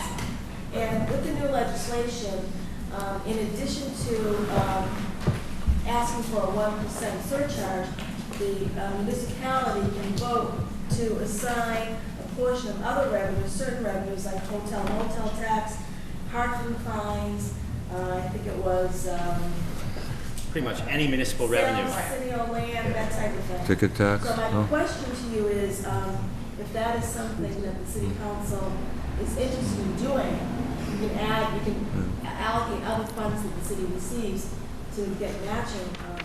What would the nature of an amendment be to what I gave you as what we are proposing? Right. You would add, there's a section of your order that has how the fund will be funded through a 1% property tax surcharge plus matching funds from the state. Right. You would add a third source, and the wording for that is, so it would be like a 1% property tax surcharge, comma, other municipal revenues as appropriated by the legislative body, subject to the limitations of section 3B1/2, I think. It is 3B. Yeah. So you would just add that phrase in there, and that would allow you the option each year if the legislative body wanted to dedicate additional revenues above the 1%. So it's just a slight phrase difference in the order, Right. if you want to adopt that new provision. And what are those revenue sources? Any municipal revenue source, basically. I can talk a little bit about Okay. that. Great, all right. It's up to the 3% level. You make up that difference. I gotcha, okay. Thank you. Mayor? Thanks, I'll be brief, because I know there are other people here, and I just want to talk a little bit about what this might mean for Salem and certainly some projects that we all can relate to. And I think the key piece that Beth just raised is really critical. That's a change in the law that says any of the money we're currently spending, like the $40,000 we spend on the common fence, and we're trying to phase in some improvements there, or frankly, the $50,000 we spend every year on playgrounds within various neighborhoods, if we put that into the Community Preservation Fund, that could be matched, which means the $50 that we know we have to spend every year, or resources for City Hall renovations, could now be applicable to a match, and we could actually stretch those dollars further. So for Salem, we've done some analysis on what the impact would mean if we passed the provision with the 1% and the maximum exemptions. For the average single-family home value, which at this, under our fiscal year 12 average single-family home value, that is $293,900, so almost $294,000. So a little bit, obviously, if you have a home that's more expensive, it'll be a little bit more, and if it's less expensive, it'll be less. The adjusted tax bill with the CPA surcharge would be, with the exemptions at 1%, would be $30.31 per year is the annual impact for the average single-family home with the maximum exemptions. The estimate for how much that will raise in Salem is at least $400,000. The 1% surcharge is $327. I'm anticipating we'll be able to get, at least $80,000 in a match on an annual basis. And that would give us about $400,000 per year for CPA-eligible projects. Now, as we just talked about, that additional plus provision, if we wanted to add resources to our 1%, money that we already spend, taxpayer dollars that we get in, that every single year, when we do our CIP, all of us have things, we're pushing them out. I can talk to every counselor in this room who's got a project in their board that's CPA-eligible, that we're always trying to get on that CIP, and how do we do it in an affordable way? We now could leverage those existing dollars that we're spending. The $2 million we approved for City Hall is one example. A portion of that could be eligible for CPA and be matched. And I think that's a big change from in the past, along with the other things that Stuart mentioned, in terms of why I think it's a really useful tool for more urban communities like ours, who just aren't buying open space and only want to use it in parks that were created with the CPA. And I think the reason the legislature did that is, frankly, Speaker DeLeo is from an urban district, a Winthrop, or I should say a densely populated district, that there aren't lots of open space to buy, and recognize some of the value in allowing communities that are small and compact but have resources they want to invest in the ability to do that. Peabody in 5 years, just to put it in perspective, a little Peabody envy going on, I'll admit it, has achieved over $1.5 million in matching funds. That's not the money generated from their surcharge, that's just what they've been able to get from the state in 5 years as for the match. Gloucester in 2 years has obtained $240,000 in matching funds, and arguably probably 2 of the weakest years because the percentages are so low. You're probably going to see that number increased. I think so many, as I said, urban cities are putting it on the ballot because of the changes in the law that allow you not just to spend the CPA money on park and rec rehab projects and all the other things, historic preservation, affordable housing, but also the ability to match city dollars. Especially those spent in, obviously, the CPA-eligible areas. Whether it's parks, the common fence, City Hall repairs, we've got a long list of them. Some of the projects that Gloucester and Peabody expended, and these are going to sound familiar to you: City Hall restorations, library, handicap access. Think about some of the public buildings we have that are historic, that have handicap access challenges. They've got a great bike path. If you've been over to Peabody, they've got this wonderful opportunity. We have an active bike path planning committee. Again, these resources could be really used. And athletic fields. Every year we're trying to do more to improve. We hear from Little League, youth lacrosse would like fields. Youth football is always struggling. We're, as an urban community, always looking for more places. So what could we do? These are just past projects on the CIP. These are existing projects that we have that we've all voted on, but we don't have resources for. The common fence, we've already spent $190,000 to date. Think about if we could stretch that money and obtain another match. Playground updates, we spent $250,000 on playground updates over the last 6 years. City Hall repairs, $2 million. The library, $15,000. Forest River Pool, $165,000. All of those would be CPA-eligible projects. Those are dollars that are on our CIP that we've expended. It would be great to be able to stretch our own taxpayers' dollars further. Some of the other things that come to mind clearly that aren't on those lists that we'd like to see, things like Winter Island. And even the $2 million we're dropping here really is a drop in the bucket. So some of the questions that I heard about. No community's gotten out. I know a fair amount of the folks in some of those CPA communities, they haven't gotten out because they love it. It's a fabulous resource on quality of life initiatives to really help your community. And I hope all of you recognize that. A lot of what your constituents talk to certainly are taxes, but they're also, how do I get more money for roads? How do I get more money for things that are important that impact our quality of life? Obviously, if we have a resource here, that often means we'll have more money for roads. If we don't have to spend as much money because we can stretch these dollars, that means those other infrastructure projects stand to gain, I would like to think. In terms of whether this will be sustainable, it's really no different than local aid. We don't know how much Chapter 78 we're going to get every year. We don't know how much we're going to get from the state in various areas, and that's why I think 148 communities have it. I think you're going to see more, and that normally means legislatures respond. People have it, they like it, they want to keep it, and that's how we have the $25 million increase this year. So I think with an active lobby, you're going to see those numbers increase. We get no deeds fees now.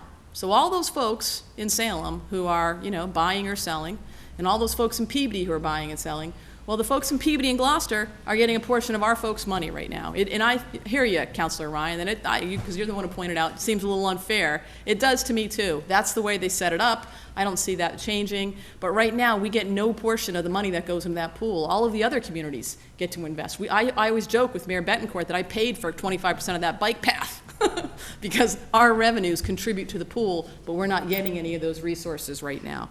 So, I hope as we think about this, and I know everyone is not on board with the CPA. I've heard some of the conversation.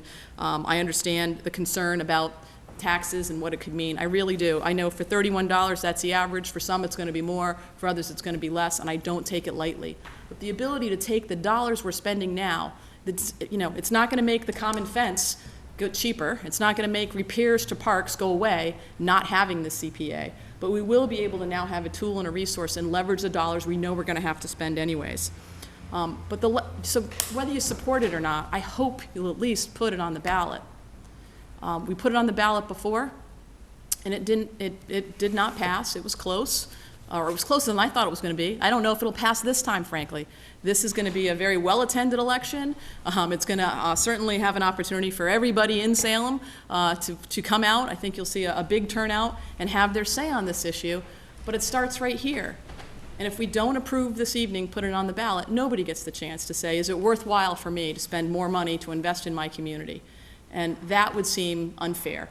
And frankly, I hope, whether you support it or not, you'll at least consider putting it on the ballot and letting people have the opportunity. There are several here, I think some who are for it, some who are against, but let's have that discussion at the ballot, let people have their say, and give us a chance to at least make the case for it, and for those who aren't in support of it, to make the case against it. But I do appreciate it's late. I'm going to step down. Certainly happy to answer any questions that folks have. Councilor Carr. I just had one. Thank you to you, Mayor. So I certainly understand what I view as a material change in this now from what it was before is the ability to use funds that would necessarily be, capital. So you leverage those dollars. Yes. Right? So you mentioned City Hall, the Common Fence, with two examples. But keeping in mind the interests of the taxpayers, why are we not hearing more about offset? So my expectation would be if we were planning on capital expenditures, whether it be City Hall or whatnot, and now we have an opportunity to use some type of a matching funds for that. My expectation would be that would at the end be a net, not an increase for the taxpayer. 100% agree with you, Counselor. So if we were spending $50,000 a year on parks for $50,000 a year of improvements, maybe we only want to put in $25,000 a year of city money to gain the $25,000 match. 100%. I'm only saying those dollars can get stretched further. I'm not suggesting that we would necessarily enhance what we're doing. The beauty of it is we'd have the opportunity to treat it any way we wanted. We have $2 million worth of repairs here. Wouldn't it have been great if 25% of that came from the CPA, as opposed to, as Stuart mentioned with Gloucester, as opposed to all of that money having to come from taxpayers right now. So you're 100% correct. You could lower it to reduce the impact on current homeowners by considering CPA as part of your overall pool for capital. Yeah, that would be where I'm coming from. I think if you look at, especially this past budget, where we're increasing the tax rate on water, on sewerage, each item is small when you look at the percentage increase, but then in totality, these are not small increases. Our taxes are not low by any stretch of the imagination.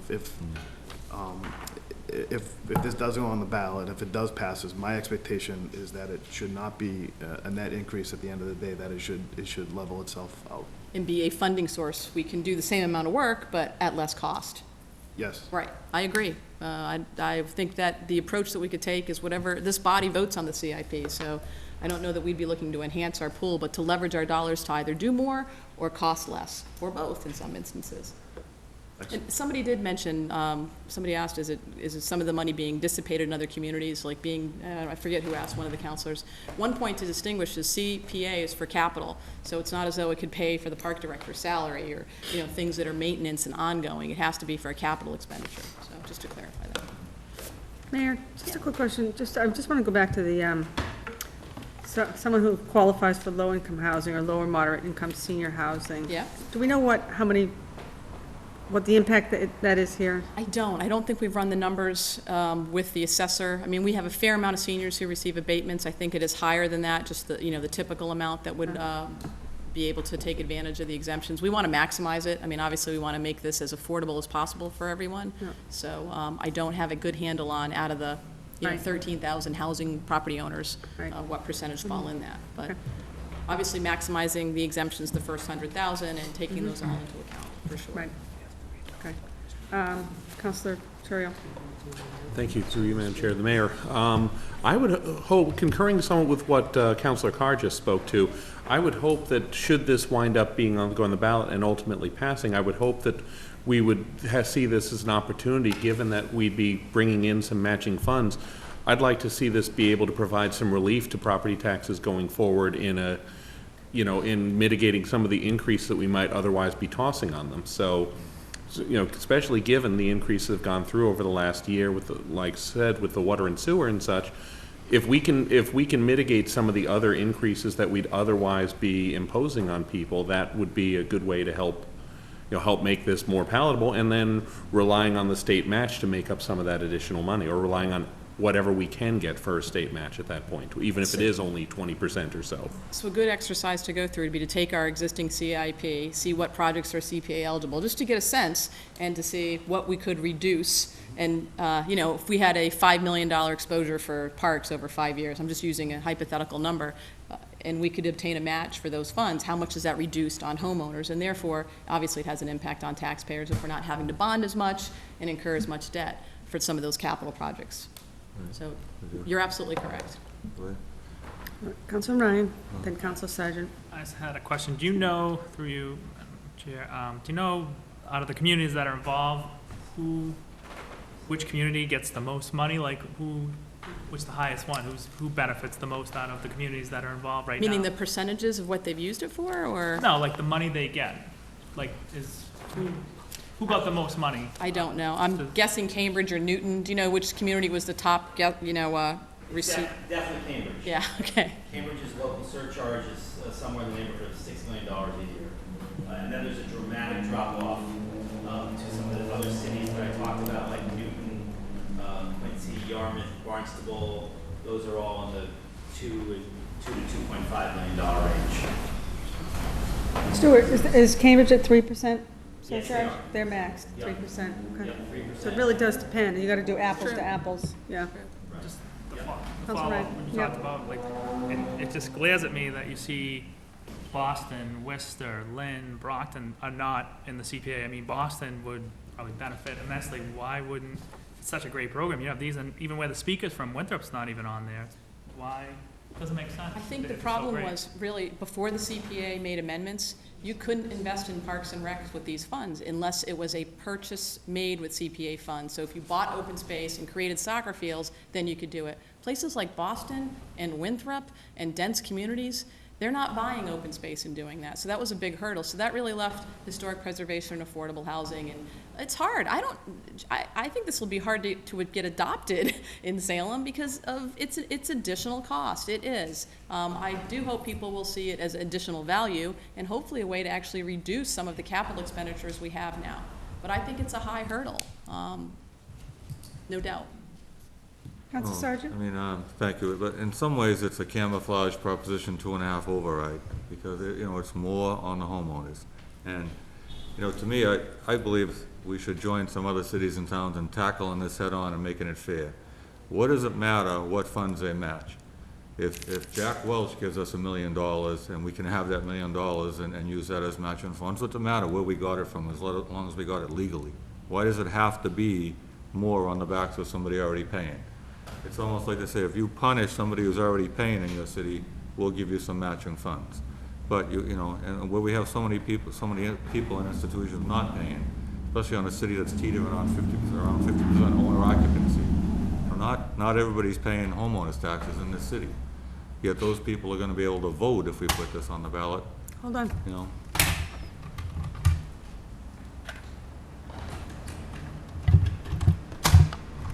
Go ahead. Whether or not those already paying get to pay more. Somebody not paying is gonna get to vote whether or not somebody that's already paying gets to pay more. And I believe we should take this head on and challenge the system that it just matches funds we're willing to put forward, regardless of how we get it, whether we got it from sales tax, meals tax, if we had a ticket tax, which was voted in by the taxpayers in the city, when this surcharge was not voted in, regardless of how we got that money. As long as we got it fair and square, they should be able to match us. And I believe we should challenge the system and say, we have money being collected in our city, and we're entitled to part of it, fair and square. We shouldn't have to punish our people already paying a little bit more in order to get it. And that's the way I think we should tackle this thing. I just think it's probably unrealistic we're going to be able to get changes in this legislation, given that 148 communities like it are taking advantage of the fact that communities like us aren't doing it. Nobody wants Boston in because they will take a lot of the money out. Right. So it's one of those, they made the menu. We either want to have what they're eating or not. But I think it's worthwhile to put this on the ballot. I don't know if it's going to pass, Arthur. But I do think there are a lot of historic resources, there are a lot of parks and playgrounds, there are a lot of opportunities for a city like us to stretch our dollars further and hopefully reduce some of our costs by, having these resources available to us.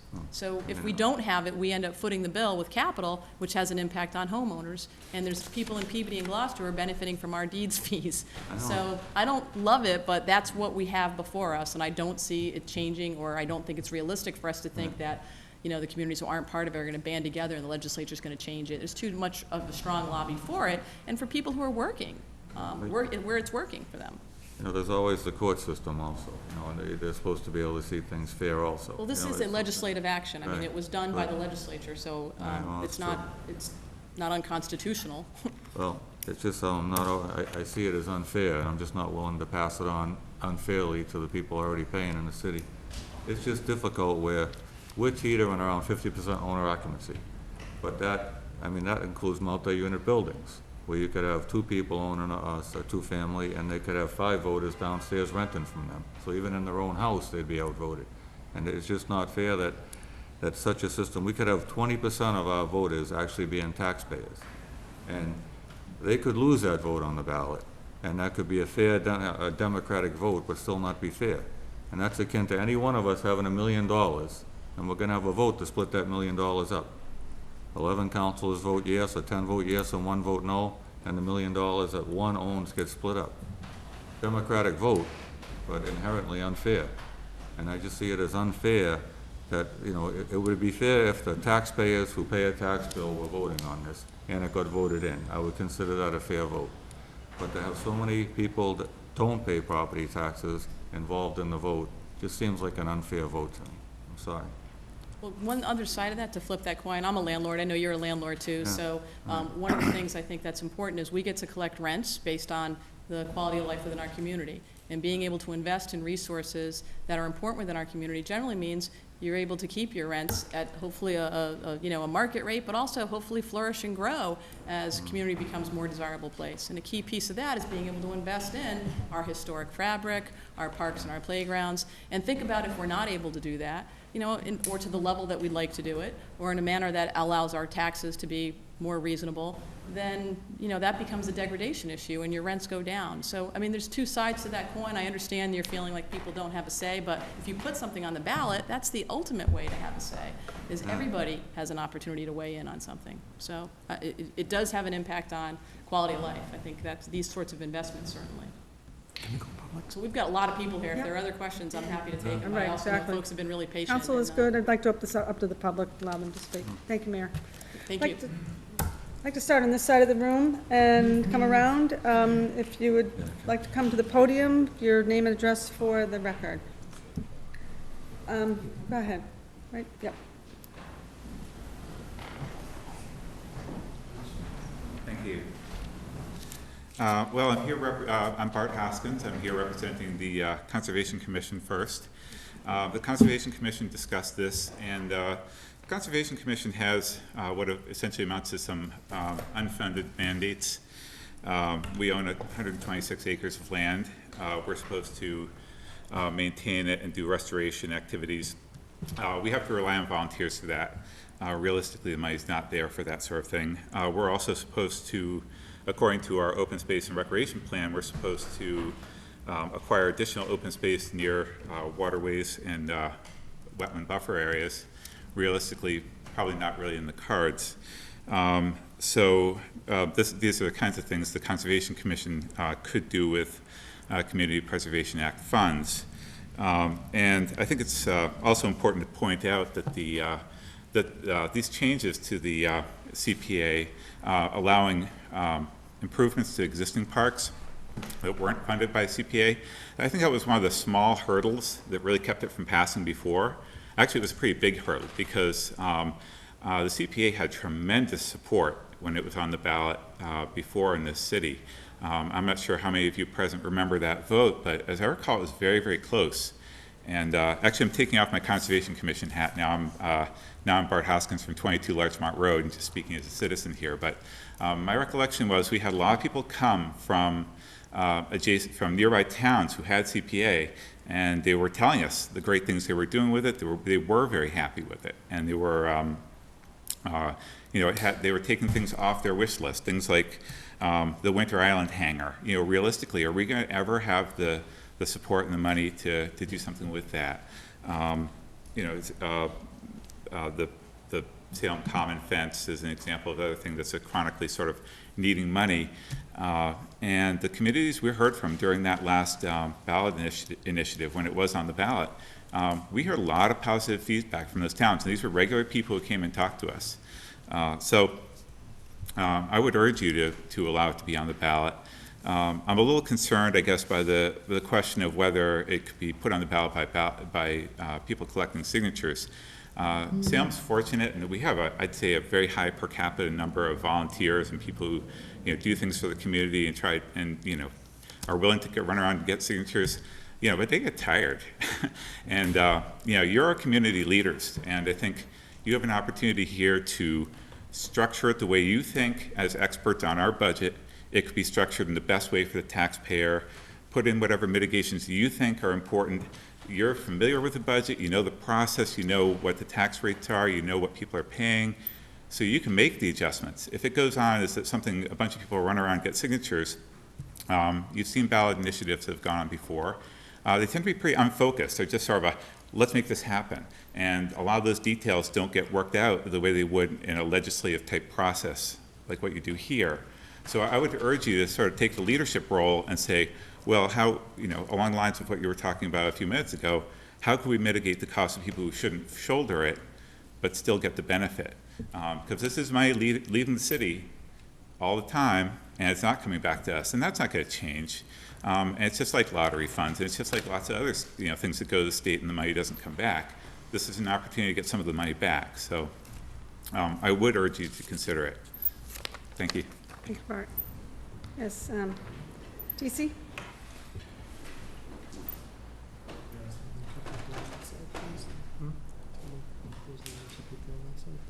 T.C. Riley Goggin, 9 Wisteria Street. I spoke on this issue before. The community preservation seems to be pleasing to many communities, 148 of them, but I look at it as if it's like a pyramid, not scheme, but similar to a pyramid. What if you started out on the base, like Peabody did a number of years ago when it first started? They were fortunate. They've collected a large amount of money. They've used it wisely. There have been drawbacks in Peabody that many people do not know about, but if you're interested, then you should call up Mr. Powers there in Peabody and find out. I also feel that after knowing the amount of increase this city has gone through in the past few years in different areas, that maybe a 1% surcharge on this particular type of tax doesn't seem like much to some people in this room right now. But I will tell you, after just recently paying a water bill with a 13% increase, and I believe it was like 5 or 7% last year, it keeps going up. Right here in this room right now, we have people from the affordable housing units, and I know that we need affordable housing. We have landlords in this city that are trying to keep their places, their apartments, affordable. The mayor mentioned the market rate for apartments. In this city, the affordable rate right now for some of the apartments that they are going to be building and have built, Tavern in the Square, $1,800 to $2,000. My rents are half of that. But I would like to keep the affordable housing going for many of the seniors who live in my apartments. Now, $30 or $40 may not seem like a lot to some people, but to some people, it really and truly is. Some people with the trash fee, which is another tax that the landlords have at the present time, was passed on to them. Some people have passed it on to their tenants, some people have not. I have not. But I also find people telling me how I should or should not spend the money is wrong. And I humbly ask you, in your expertise, to take a very good look at what has happened in this city as far as the tax rate for the people who live here for a long period of time. Not the people that are coming in here who are transient, who will take a look at our school system and say, no, we're not going to stay because we have a few things that have to be straightened out here, to say the least. But look at the people who have stayed and think long and hard before you add another 1%. Thank you. You want? Sure, just come up.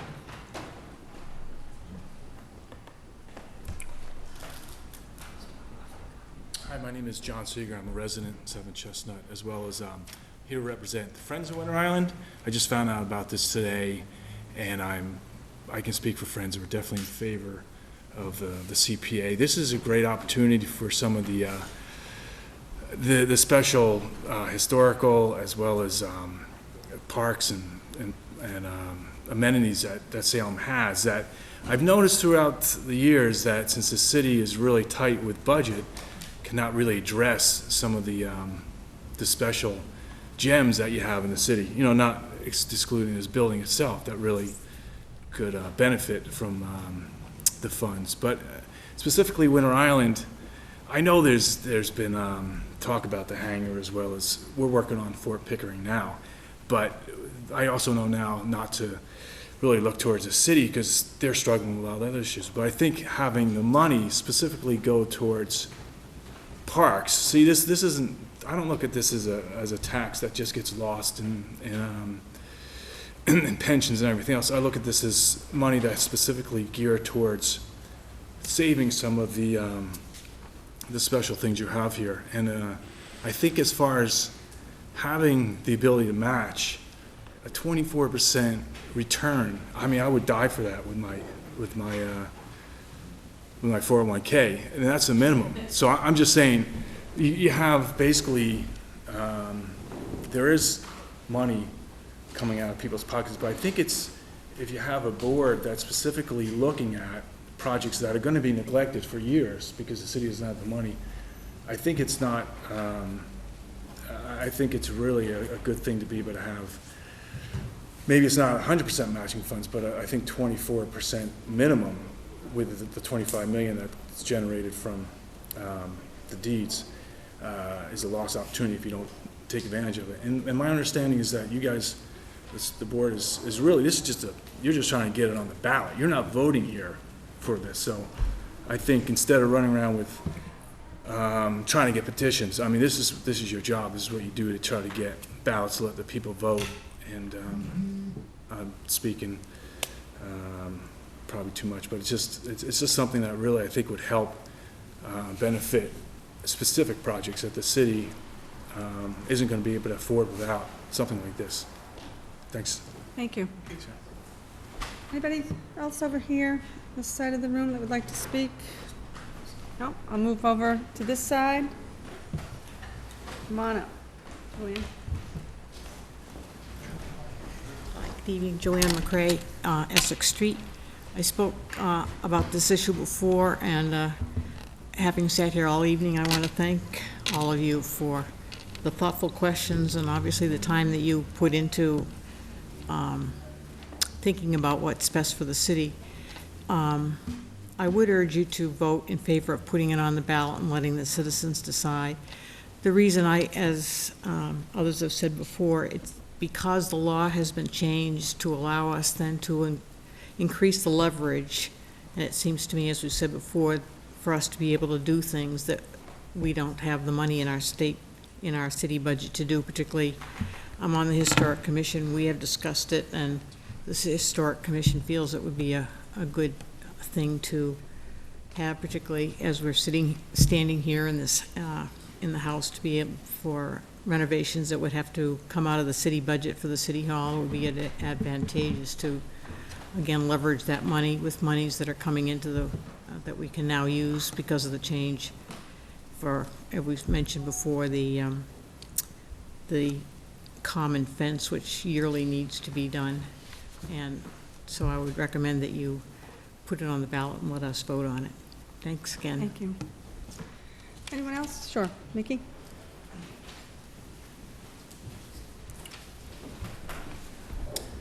Hi, my name's Mickey Northcutt, and I am the director of North Shore CDC, and we're based at 102 Lafayette Street in Salem. And I spoke in support of this in 2007, and I'm happy to do so again. Our organization supports having the CPA on the ballot. We'll support it when it's up for a vote. And personally, I'll actually also, 2 weeks from tonight, be a resident of Salem again in time to vote on this myself this fall. So I'm really excited about that. And I'm excited that you guys are considering it. I hope that you'll give the voters an opportunity to do this. I want to echo what others have said, that we can certainly get 1,000 signatures to get this on the ballot, but I think everyone around this table can appreciate how difficult and time-consuming it is to get 1,000 signatures for anything. And while it can be done, you guys have the power not to endorse the CPA. You guys can all vote on this how you see fit, but to allow people to vote and save that time is just, I think, a really basic civic duty that you have. And I think the things that CPA supports are, I think, so perfectly connected to what makes Salem great. One of the reasons that we do what we do, and one of the reasons that I personally want to live here, are the historic resources and the great open space. I mean, we have an amazing park system, an amazing waterfront with so many projects that are just completely unable to be addressed because the budget woes that you guys face every year. From a housing perspective, I did submit a letter to you guys that I encourage you to read with a bit more detail, but one thing I just want to emphasize about housing resources as an affordable housing developer is that we have the ability to use very small amounts of local money to bring in private investment and state and federal funds. In order to access state funds, the state now requires a local match. We cannot even apply for state funds through the Department of Housing and Community Development without a local financial match. And traditionally, how we do that is we apply through the planning office and the mayor's office for access to local home funds, which are federal funds that the city has control over, and community development block grant funds. And those two funds, as you guys also all know, have been chopped year after year after year to the point that if those get chopped further, there are no local funds left without dipping into the city's actual coffers, which is a challenging thing to do. We totally understand that, and yet we do need to invest in affordable housing so that folks that grow up here can afford to stay here. An example of this, we're planning to renovate 11 buildings that we own, which are 77 apartments in the Point neighborhood, and the total construction cost of that project will be about $6 million. So it's a great way to bring resources into units to make them beautiful, renovate them from roofs to windows. In this case, we're going to renovate these buildings to bring them back up to being more historically accurate, which I think is a great thing for those buildings and residents, but also for the neighborhood and city as a whole. So in a lot of ways, this makes sense. And another thing I want to talk briefly about is the exemptions. We feel strongly and are sympathetic to folks that are stressed by tax after tax and fee after fee. But I think in this case, this is a really unique law in that it has significant exemptions for folks that truly cannot afford this. And the income limit, the definition of low income for 2012, I just want to share those income limits. I Googled it real quick while I was waiting. For a family of one for 2012, that's $45,500 in household income. For a family of 2, it's 52,000. A family of 3, it's 58,500. And for a family of 4, it's 65,000. So folks that fall under those income limits can apply for an exemption and pay nothing. So I feel like without that, there would be a real question as to whether or not we would support this, but I think that's just a really important tool so that folks who, there's at least some line that folks that truly cannot afford an extra $30 a year can do this. I think, you know, in my case, I'm gonna be a taxpayer in 2 weeks, and I can afford $30 a year. I think there are a lot of folks that would I want to spend $30 on something else? Maybe, but this is a way that my $30 can become $40 for my community for 3 things that I personally care about. So, thank you. Thank you, Mickey. Anybody else on this side like to speak? Yes, Beth?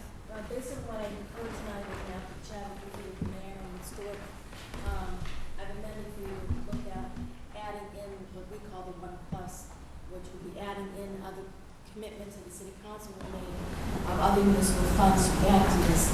So I mean, changing the first page and changing the second page. Thank you. If that's something that the Okay. committee wants to look at. So on your copy of the ballot language, 3rd line down after the word real property, insert and committing other municipal funds as provided in section 36B and a half of Mass General Law, Chapter 44B.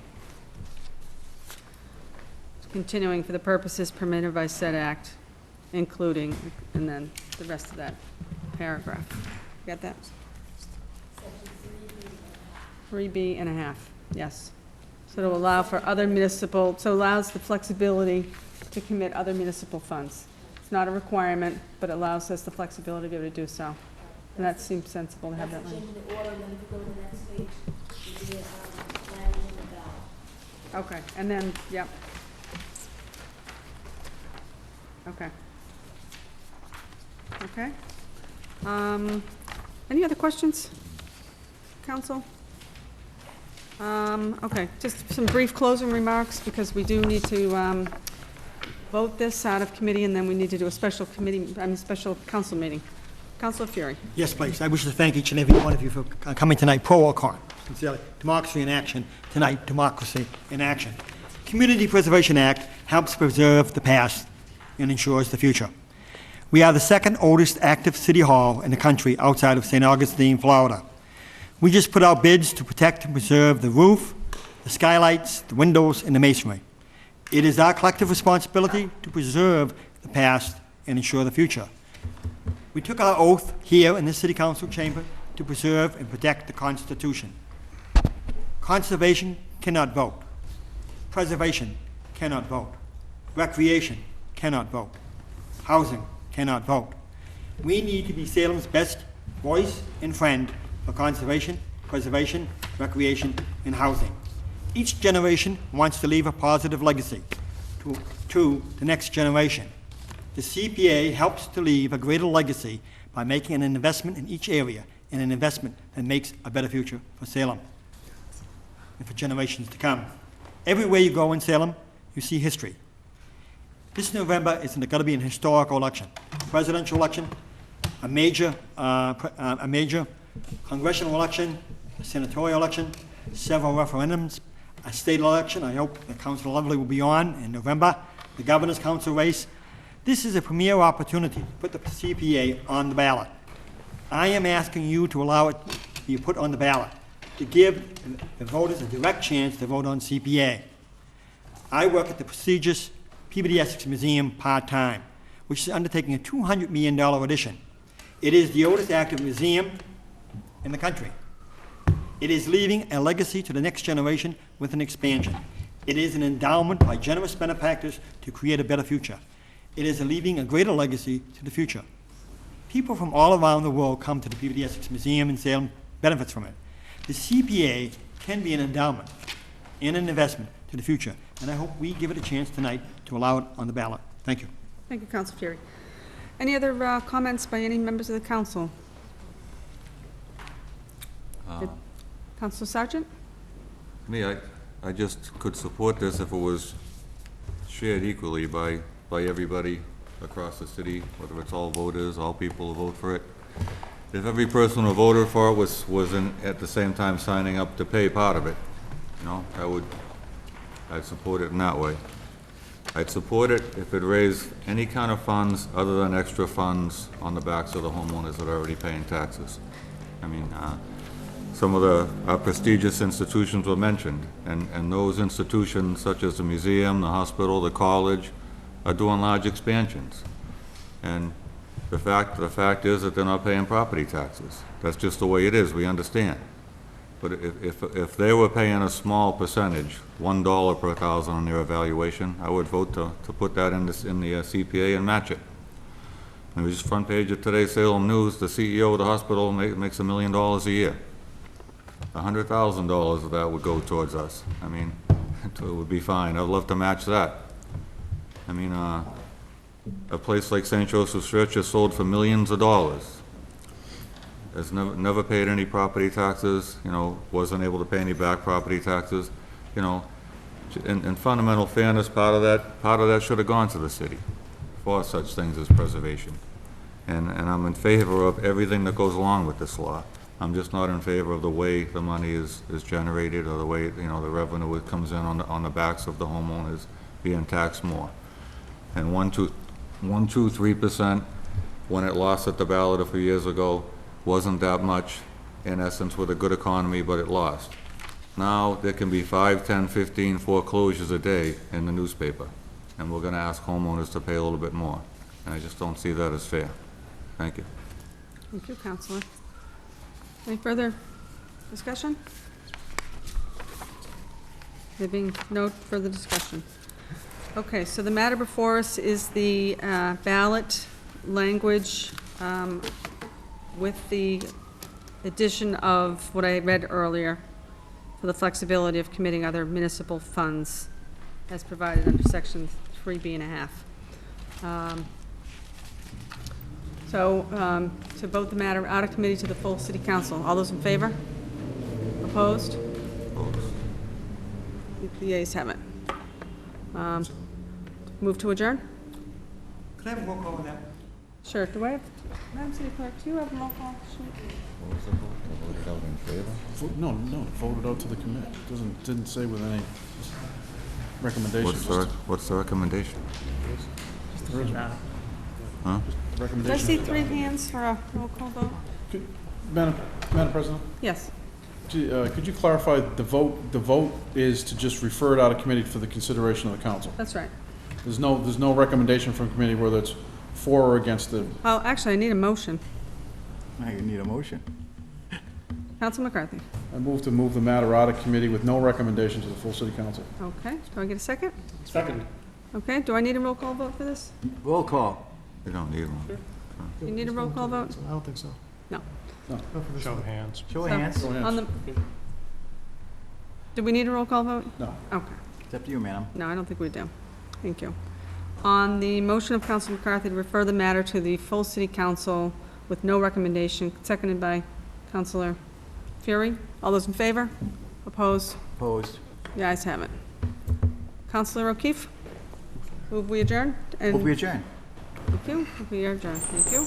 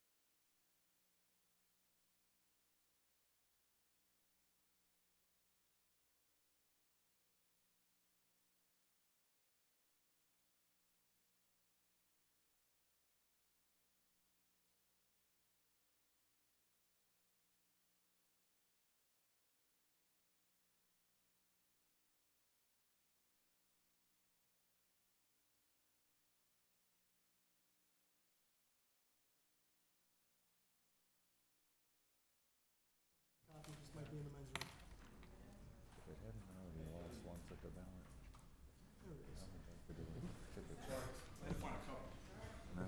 hard to find.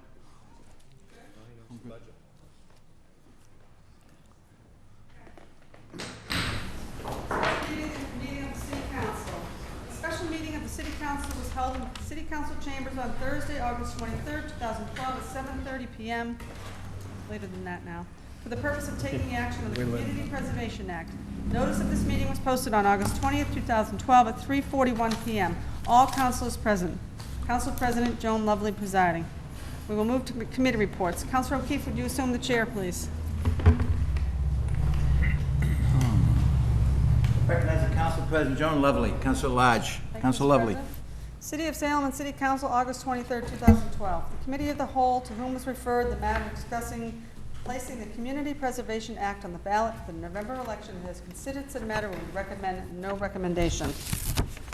Remarks, Councilor, on the I recommendation? don't think we need any remarks. I All right, think we've fine. probably said anything. You may want to ask a fellow council. You wish to come back? Yes, I do, sir.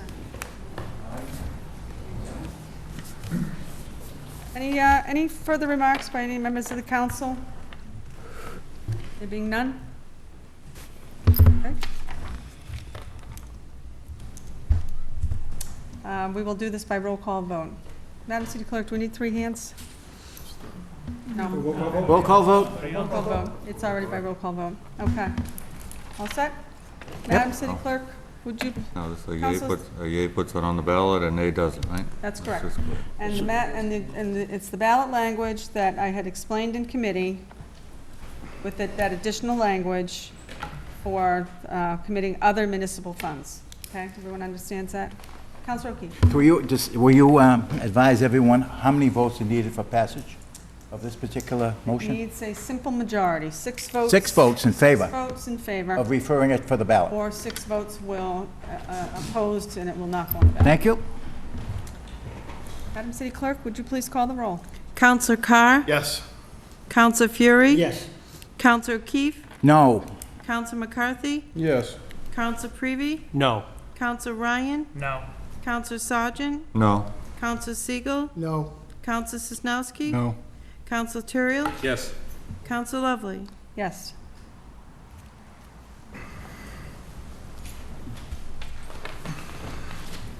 Eleven councilors voting, 6 in the negative, 5 in the affirmative. The matter does not carry. Councilor O'Keefe. Move for immediate reconsideration and hope will not prevail. Councilor O'Keefe moves for immediate reconsideration and hopes will not prevail. All those in favor? Opposed? Opposed. That is not reconsidered. Councilor O'Keefe. Move for adjournment. Councilor O'Keefe moves to adjourn. All those in favor? Opposed? We are adjourned.